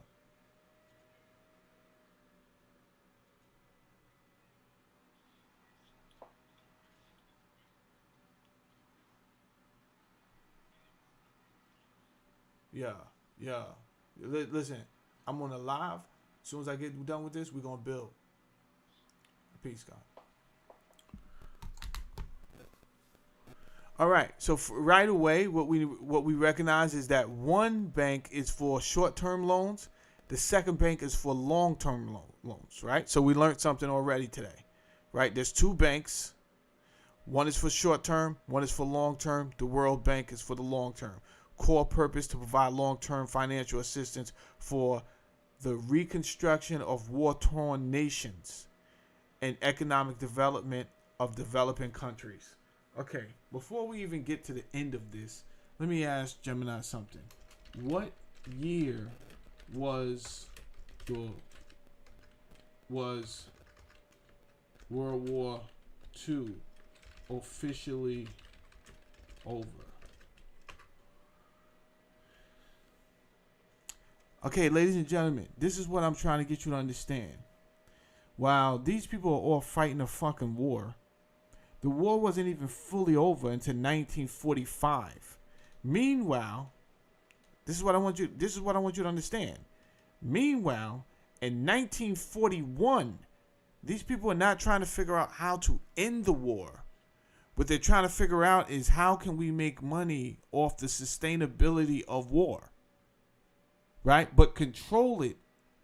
But they're really, never mind all these other words about, we just in case, or we wanted to make sure that the global economy didn't collapse, and we wanted to maintain stable exchange. No. I think I was born at night. I do think I was born at night, if I look at the long form of my birth certificate. However, I know for one thing for sure, I was not born last night. And that's all you got to know. I wasn't born last night.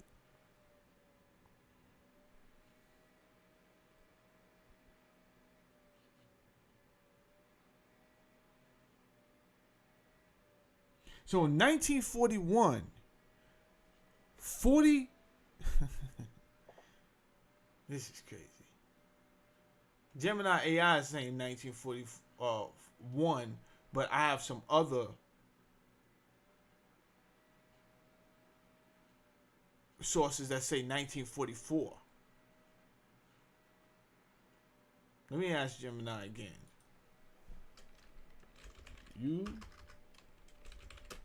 sure the Bretton Woods conference was in 1941 and not 1944? Let's just give them the benefit of the doubt. I don't know why Gemini said. Okay, Gemini corrects itself. You're completely right, and I appreciate the catch. All right. Get off that bullshit, Gemini. You on that bullshit, bro. We trying to, you understand? Do learning and understanding. Knowledge, wisdom, understanding here. You playing games. The Bretton Woods Conference actually took place in 1944, not 1941. While the geopolitical planning and early discussions about the post-war financial system were churning behind the scenes early in the war, the official gathering of the 44 allied nations of the Mount Washington Hotel in Bretton Woods, New Hampshire, happened in 1944 as World War II was entering its final phases. Thanks for keeping me sharp. Listen, we don't have time for silly ass mistakes like that, Gemini. Get your shit together.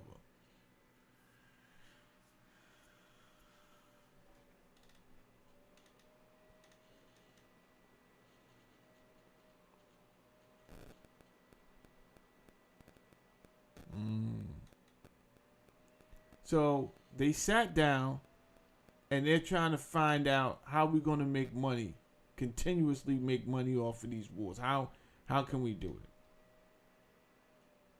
Essentially, the IMF was created to keep the global financial system running smoothly and prevent systematic economic meltdowns, while the World Bank was created to build and develop the foundational infrastructure of individuals' nations. Okay.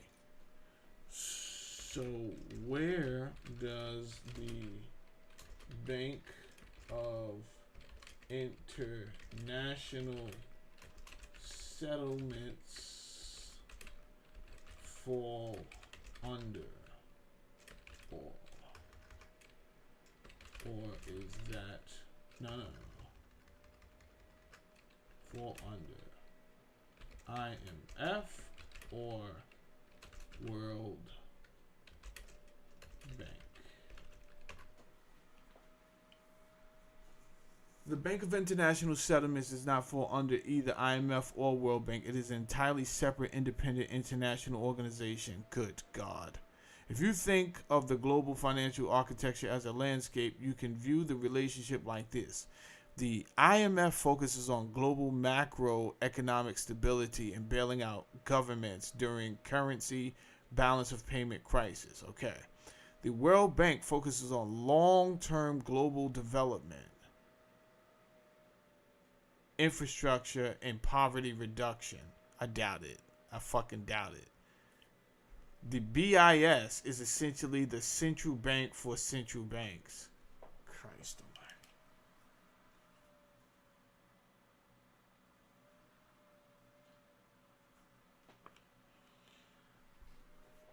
What is the BIS? Who controls it? Founded in 1930, making it older than both the IMF and the World Bank, the BIS is owned by 63 banks from around the world, such as the Federal Reserve, the European Central Bank, and the Bank of England.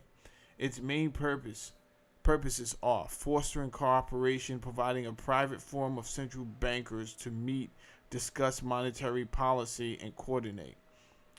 Setting regulations. It hosts committees that establish global banking standards, most famously the Basel Accords, Basel 1, 2, and 3, which dictate how much capital commercial banks must hold to prevent a systematic collapse. Right, because they're out here using Babylonian money magic.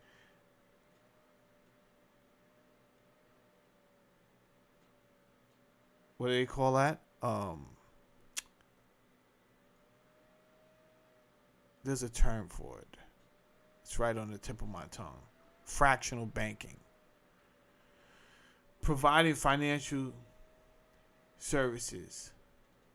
It acts as a prime counterparty and is asset manager specifically for central banks as they manage their foreign exchange reserves. While the Bank of International Settlement coordinates closely with the IMF and the World Bank to maintain global financial stability, it operates autonomously with its own unique mandate, membership, and headquarters in Basel, Switzerland.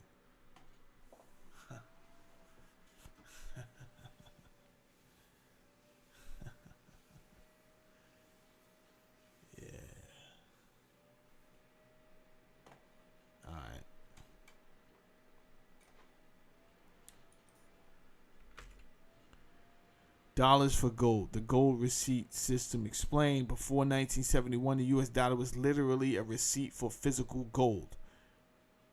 Right? So if you had a dollar in your pocket before 1971, you were walking around with a fraction of an ounce of gold.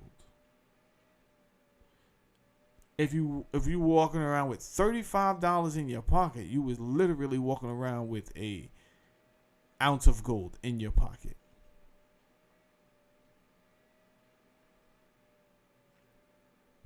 The promise: the U.S. prints dollars backed one by gold. Foreign nations use dollars for global trade. The problem: U.S. prints far more dollars than gold exists.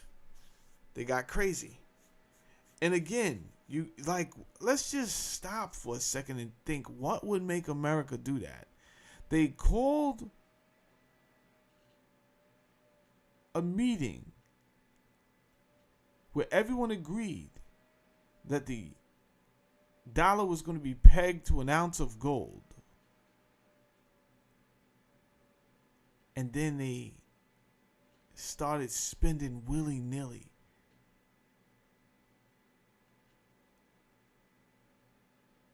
Totally disregarding the mathematical laws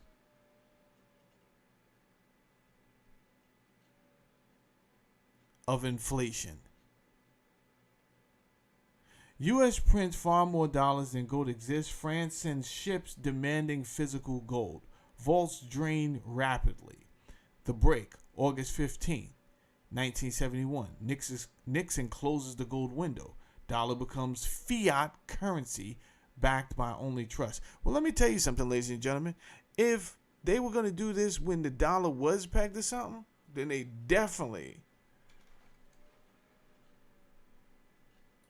we're going to get crazy if the dollar wasn't pegged to anything at all.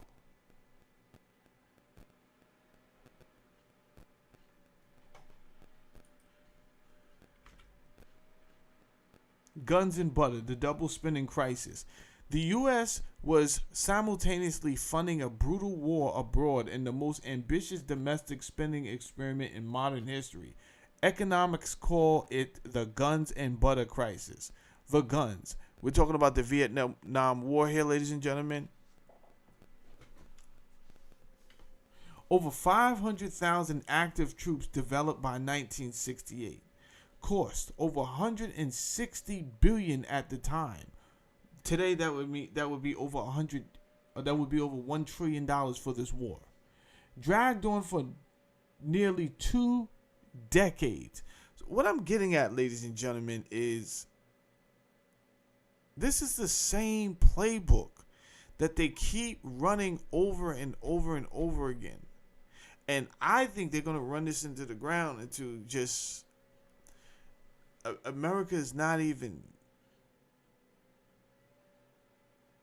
recognizable to the old stories that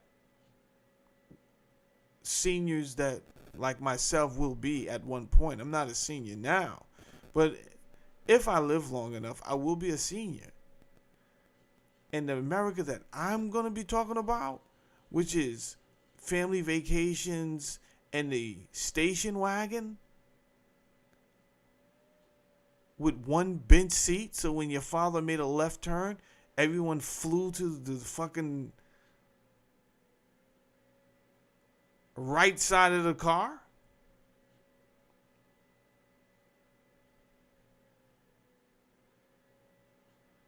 Hot as hell in that joint.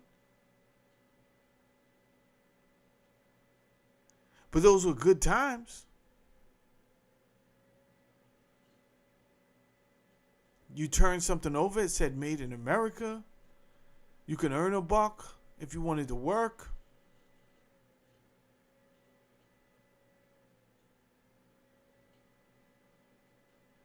The butter, Great Society, Medicare. All right, so here's the thing. Let me explain this to you. While America was running up the tab, going to war with Vietnam, and by the way, I want to show you something.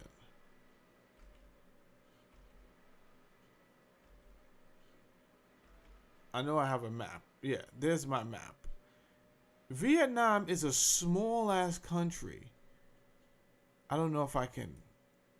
There we go.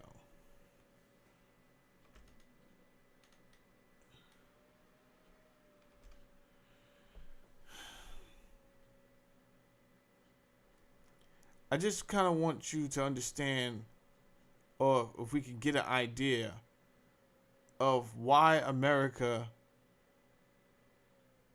was so invested in the first place in this country here. Nowhere close. What does this have to do with us? What the fuck does this have to do with us? Was this a good investment? No. The answer is no before you even think about answering that. Why would we do this? Other than we were trying to get soft power in Asia and figured, hey, let's spend a couple of dollars because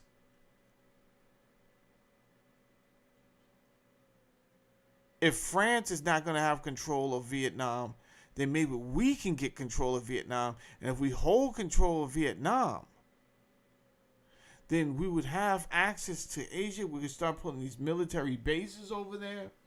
And we can slowly do what Israel is doing to Palestine now.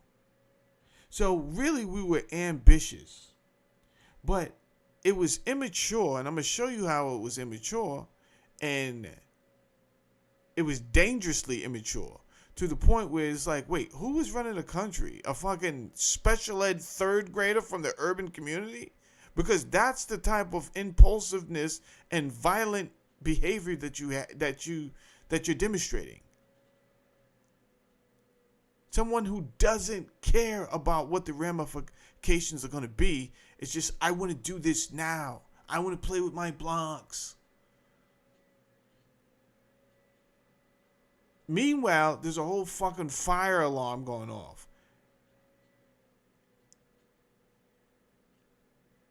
And some docile teachers like, hey, we're not supposed to, the framework says we're not supposed to interrupt him when he's in his happy time playing with his blocks because it could seriously cause some type of mental malfunction.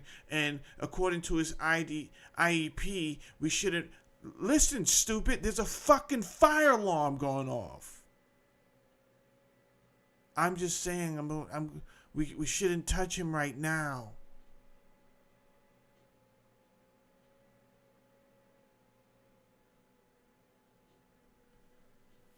John says, when you attack people, don't they have the right to defend yourself? Are we having the same conversation? What are you talking about, John? Are you a bot?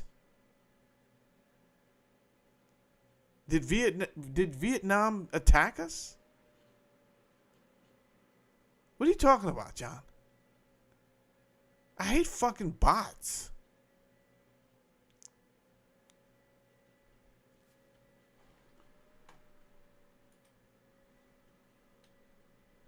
Goddamn bots all the time. Let's go back. The Vietnam War. What was it actually over? In plain English, the war was over who was going to run Vietnam. The North wanted a unified communist country.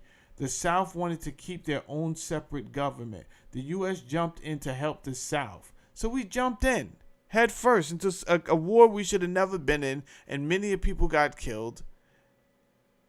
Who the fuck made money then? Britain made a lot of money because we bought our weapons from them, didn't we? The U.S. jumped into to help the South, viewing it as global chess match against the Soviet Union. Think of it like a massive family feud over a future of a house, where two giant neighborhood bullies, the U.S. and the Soviet Union, jumped over the fence to back different sides. So they were playing a board game with our uncles and our fathers and our grandfathers. That's what they were doing. It was a game of fucking risk, global denomination. How the U.S. government got sucked into Vietnam. Vietnam fights French colonial rule. U.S.-backed anti-communist forces. France got defeated in the split. Well, what is communism? When it comes to communism, everything is shared equally. So there's no private property. The government owns all the factories, banks, farms, and stores. Everyone works for the government, which distributes goods based on need. No one gets rich. No one is supposed to be poor. Yeah, in theory, no one is supposed to be poor. But let me ask you guys something. How is that quite different than what's happening right now with the technocrats having so much power that their influence over government, it's like you can't tell who's running the show. Is it the technocrats or is it the politicians and the who's supposed to be agreeing and working together on how to run the government? Because the last I checked, Amazon had one of the largest workforces in the United States, which it just abruptly said, you know what? Thank you, but I think we're going to go with robots. Yeah, we're going to do that. Which is going to leave a giant, hole in the workforce. But guess what? It could be resolved if it was just Amazon. But it's not going to just be Amazon.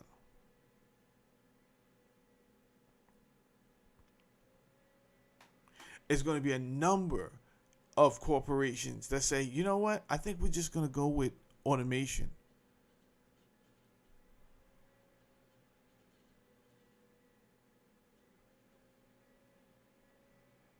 The reality, to force an entire country to give up a private property, the government required total, absolute control, always leading to dictatorship. The government controlled your job, purchases, and speech. Disagreement meant jail or worse. They still do that. Hold on, everybody. Whenever this happens, you just got to be quiet for 20 seconds. Let me be quiet for 20 seconds.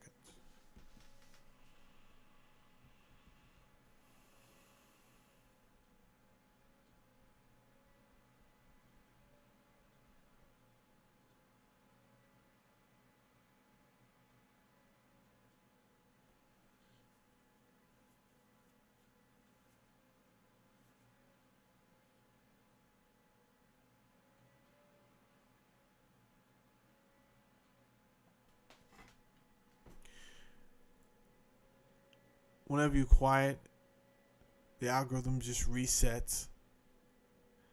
And it figures it has to find new people to push in the room.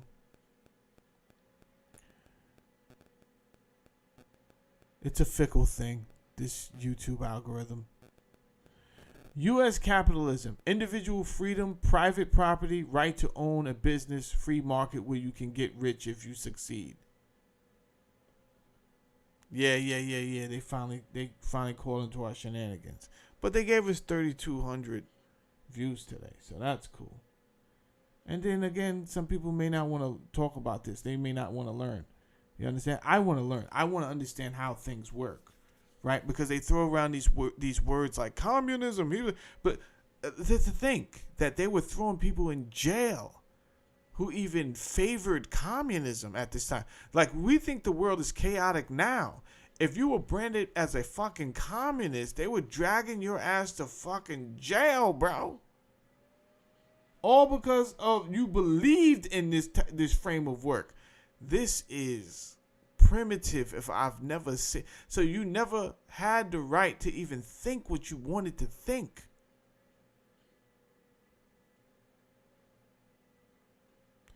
And the more you really look at this situation, you're like, wait, it's really no different than right now. Even so, okay, you're saying that the government doesn't own all the factories, but you do.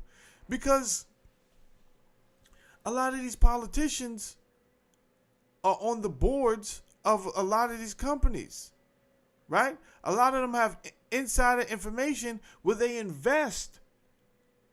And they're able to buy shares in the company before this knowledge is distributed to everyone publicly. So you really do own the companies. It's no difference. It's word semantics.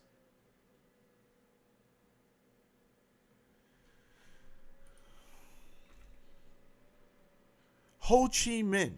Who was he? Ho Chi Minh was a Vietnam nationalist and communist. Born in central Vietnam under French colonial rule, Ho Chi Minh dedicated his life to Vietnamese independence. He was a founding member of the French Communist Party in the 1920s.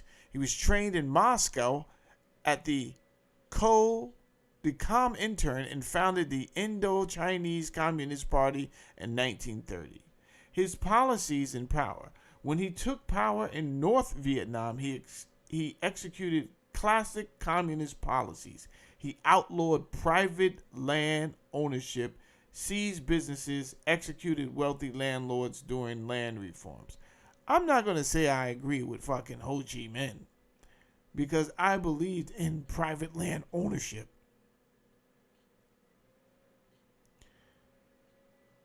But I'm also sure that he had his reasonings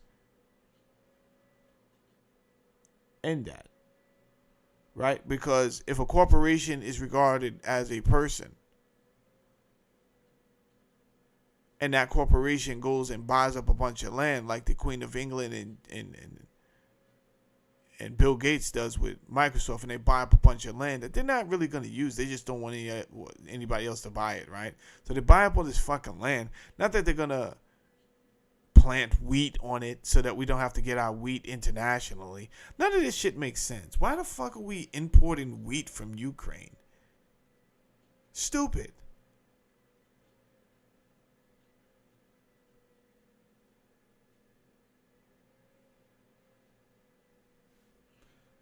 Outlawed private land ownership, seized businesses, executed wealthy landlords during land reforms, and set up a one-party dictatorship. He famously said it was a patriotism, not communism, that inspired me. The human cost of Vietnam. 58,220 Americans killed. All names etched into the Vietnam Veteran Memorial Black Granite Wall in Washington, D.C. Severely wounded, 150,000. Many returned home with missing limbs or deep psychological trauma, PTSD, that tore families apart for generations. Average age killed, 23 years old. The average age of American soldier killed in Vietnam, a sobering reminder of the war's human toll. 3 million Vietnamese deaths. Between 1 to 3 million Vietnamese soldiers and civilians died, along hundreds of thousands of Laos and Cambodia. The war is widely considered by historians to be one of the greatest foreign policy disasters in American history. A tragic miscalculation where the feared domino effect never actually came to pass.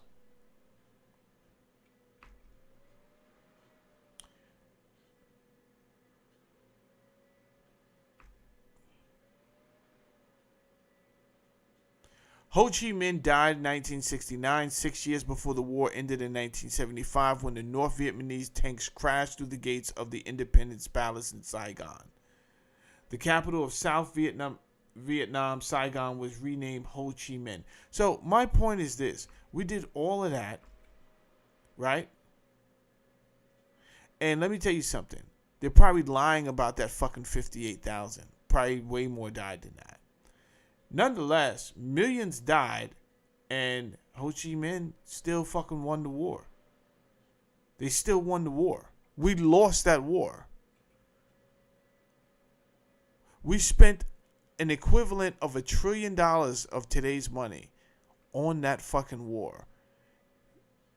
Thousands died, thousands of Americans, and we lost the fucking war. Not only did we lose the war, let's go back. I'm going to point out a big problem. The butter part was a big problem. So we spent $160 billion during that era, that time, which is $1 trillion today. But at the same time, the government said, you know what we want to try? We want to try to give out, we want to take care of your Medicare and your Medicaid. The health costs exploded past projections, of course. So as they were trying this new ideas to provide Medicare and Medicaid, I don't think their analysts really sat down and figured out what that would really cost and what that would look like, because the projections exploded, and now we're starting to see the devaluing of the dollar, the inflation. There's too much money being printed. War on poverty, Job Corps. I'm not saying these are not good ideas. Job Corps was an amazing idea. The government paying for Head Start. Okay, you can either do one of these things. You can't do both at the same time. And I think if they would have just went with the Medicare, Medicaid, Job Corps, Head Start, community action programs, and food stamps, that to me is a great idea. But because we have these two stupid ass parties where people are so stoic, right? So you have people like Lindsey Graham. He's out here fighting to go to fucking war. He wants death and bloodshed. Why? Obviously, he's going to make a buck off of it, obviously. But then you have people who follow his party. They don't understand the dynamics of all of that. All they understand is when the shit fails, people blame it on the spending on the poor. Oh, let these people help themselves. That's why our country's in ruins, because we're providing fucking programs for the poor. Bro, that's rhetoric. That's not why this country's in ruins.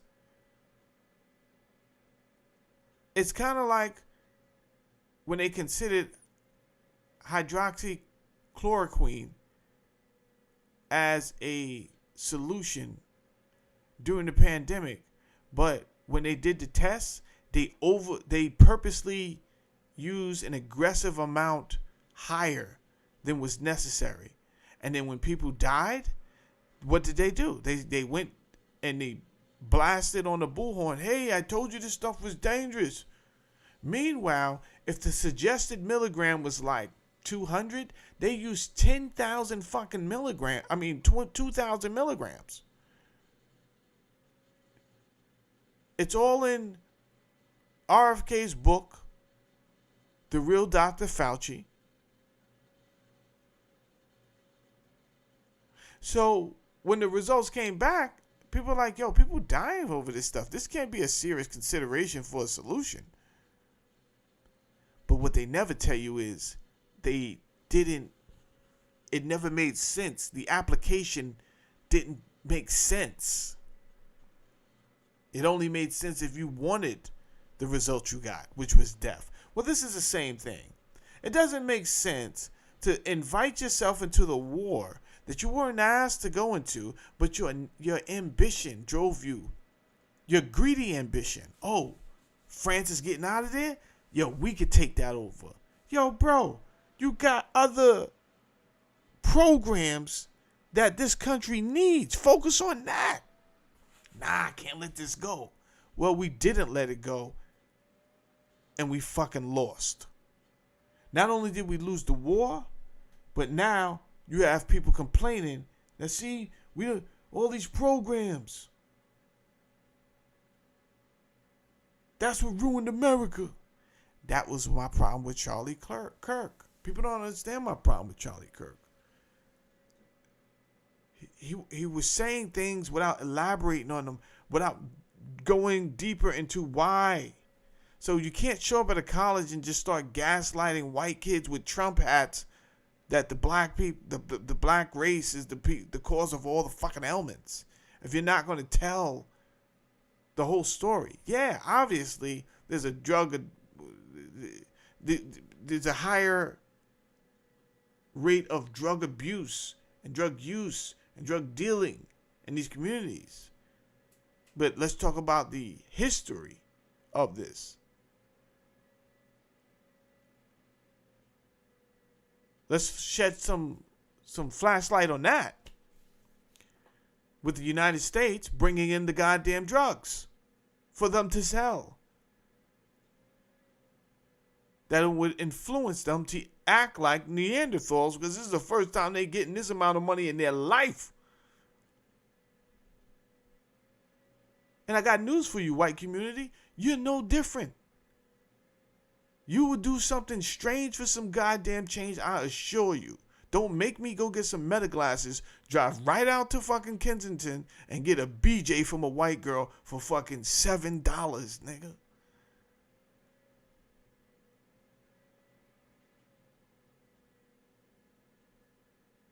So this is not predicated on race. Get that stupid ass eugenics conversation out of here.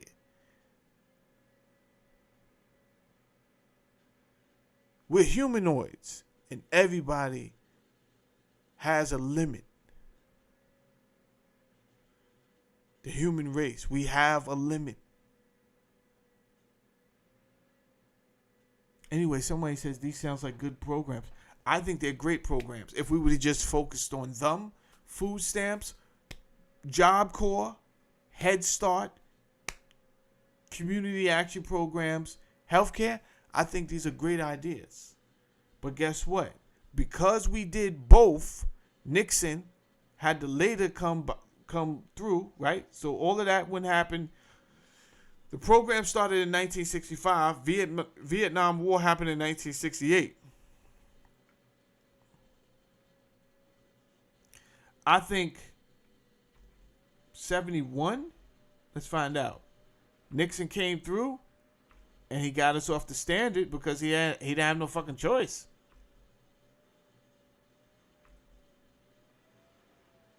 Hold on. I know Nixon is in there somewhere.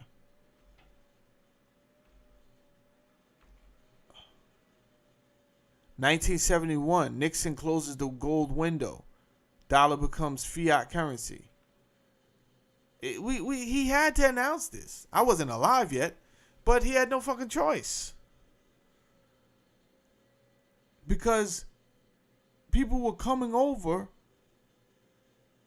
They realized, wait, you're printing way too much money, man. Matter of fact, we just want our gold. We just want our gold now. Give me my gold now. And then everybody called on, was like, yeah, we want our gold too. And then Nixon had to be like, hey, everybody pump their brakes. Listen, I hate to tell you this, but you're burnt. You're not getting paid. In the hood, when you get up and you say somebody's burnt, that means they're not getting paid for the dice they just rolled. And indeed, there will be a shootout. I'm telling you right now. Somebody's getting shot. A fight is going to break out. Somebody's getting stabbed. And next thing you know, that's it. RIP shirts. In this particular case, we just look like fucking low-down, dirty scoundrels, right? We was like, yo, you ain't getting paid, you burnt.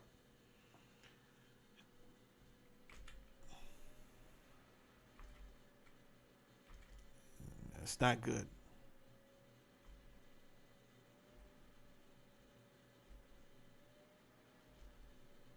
What are we looking at? How long we got? 2 hours, 27 seconds. I might not be that much longer.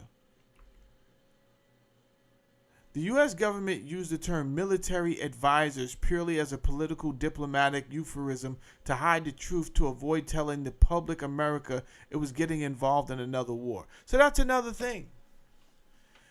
We are doing the same thing. This is the same playbook.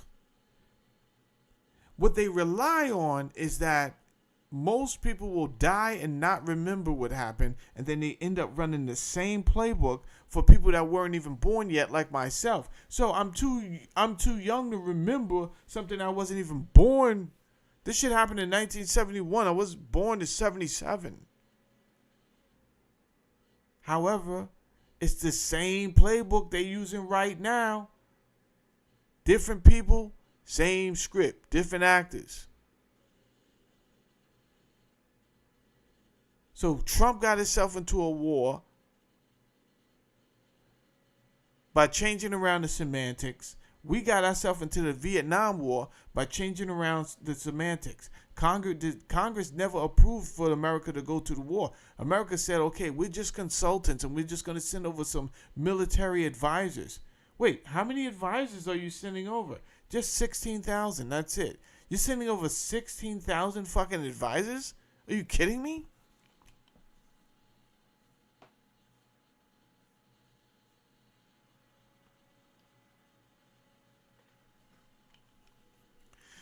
Bypass international law. 1954 Geneva Accords prohibited foreign military troops in Vietnam. Calling soldiers advisors let the U.S. argue they were just technical consultants training locals. Do you hear this stupid shit?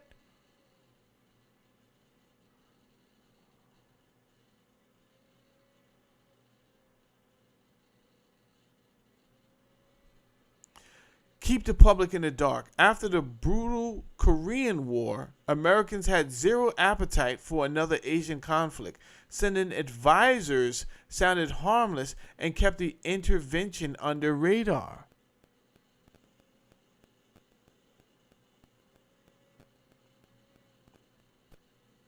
They used to send you because you know everything.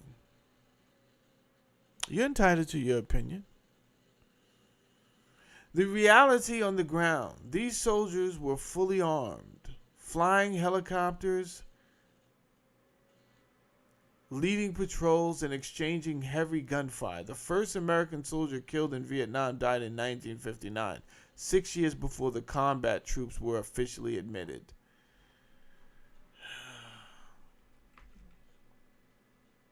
Catherine Austin Fitts in the broken magnifying glass. Well, we listened to Austin Fitts earlier. She was not an attorney. She was an investment banker. First woman promoted to managing director at Dillon Reed Company. Later served as assistant secretary of HUD under George H.W. Bush. Founded Hamilton Securities and later Solari. What Hamilton Securities did, they developed software to track federal housing portfolios, introduced open digital bidding that drove HUD mortgage recovery rates from 35% up to 70 to 90%, saving taxpayers billions and angering the powerful Wall Street players. The government seized Hamilton security offices, confiscated the backup tapes, and destroyed the proprietary software. Catherine was fully exonerated in 2002, but the magnifying glass was permanently broken. Short after, HUD admitted $59 billion had simply disappeared from its books.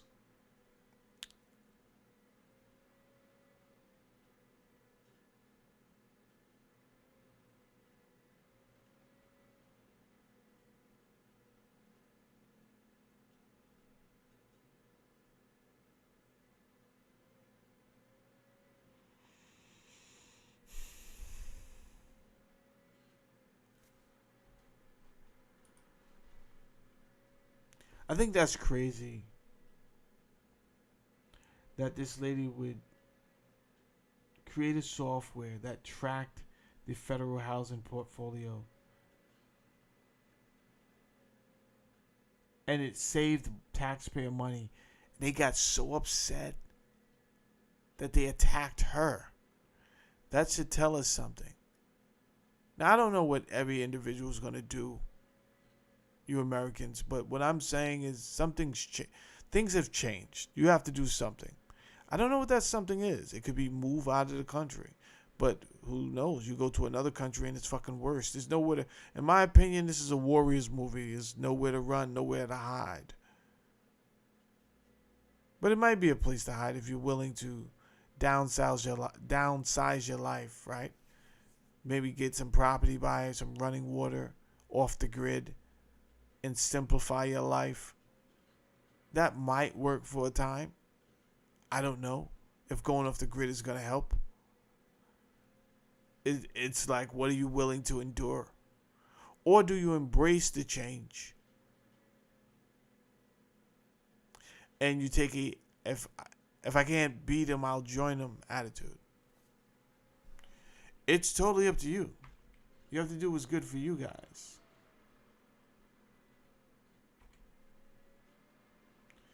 Sullivan and Cromwell, Dillon Reed and the Power Network. Their relationship was built on shared elite personnel, shared power clients, and code-managed international financial networks that reshaped modern history. In the 1920s, 30s, both financed the legally structured massive loans to German industrial giants like Thyssen and Siemens. Siemens is still around, by the way.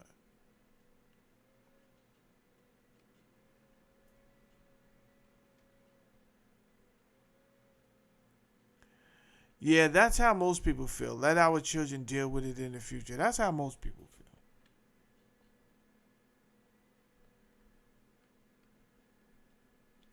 I think I'm going to end here. People's interests have waned. I'm getting hungry. Maybe tomorrow. I doubt it. tomorrow. I got things to do. Maybe the next time I come on live, we can start from right here. Maybe we'll be on to another topic by then. Who knows for sure. But I got to go get something to eat. We did okay for right now.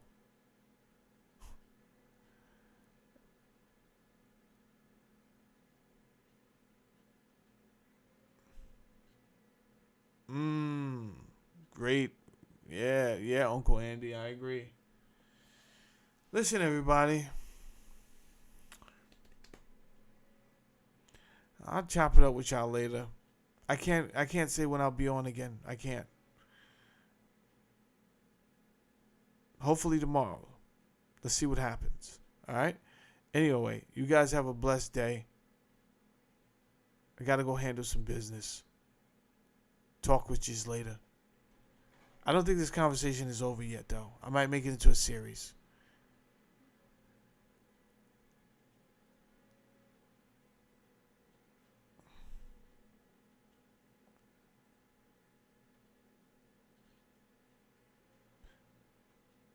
No doubt. No doubt, Roby. Thanks, man. Later, Uncle Andy. Later, everybody. Peace out.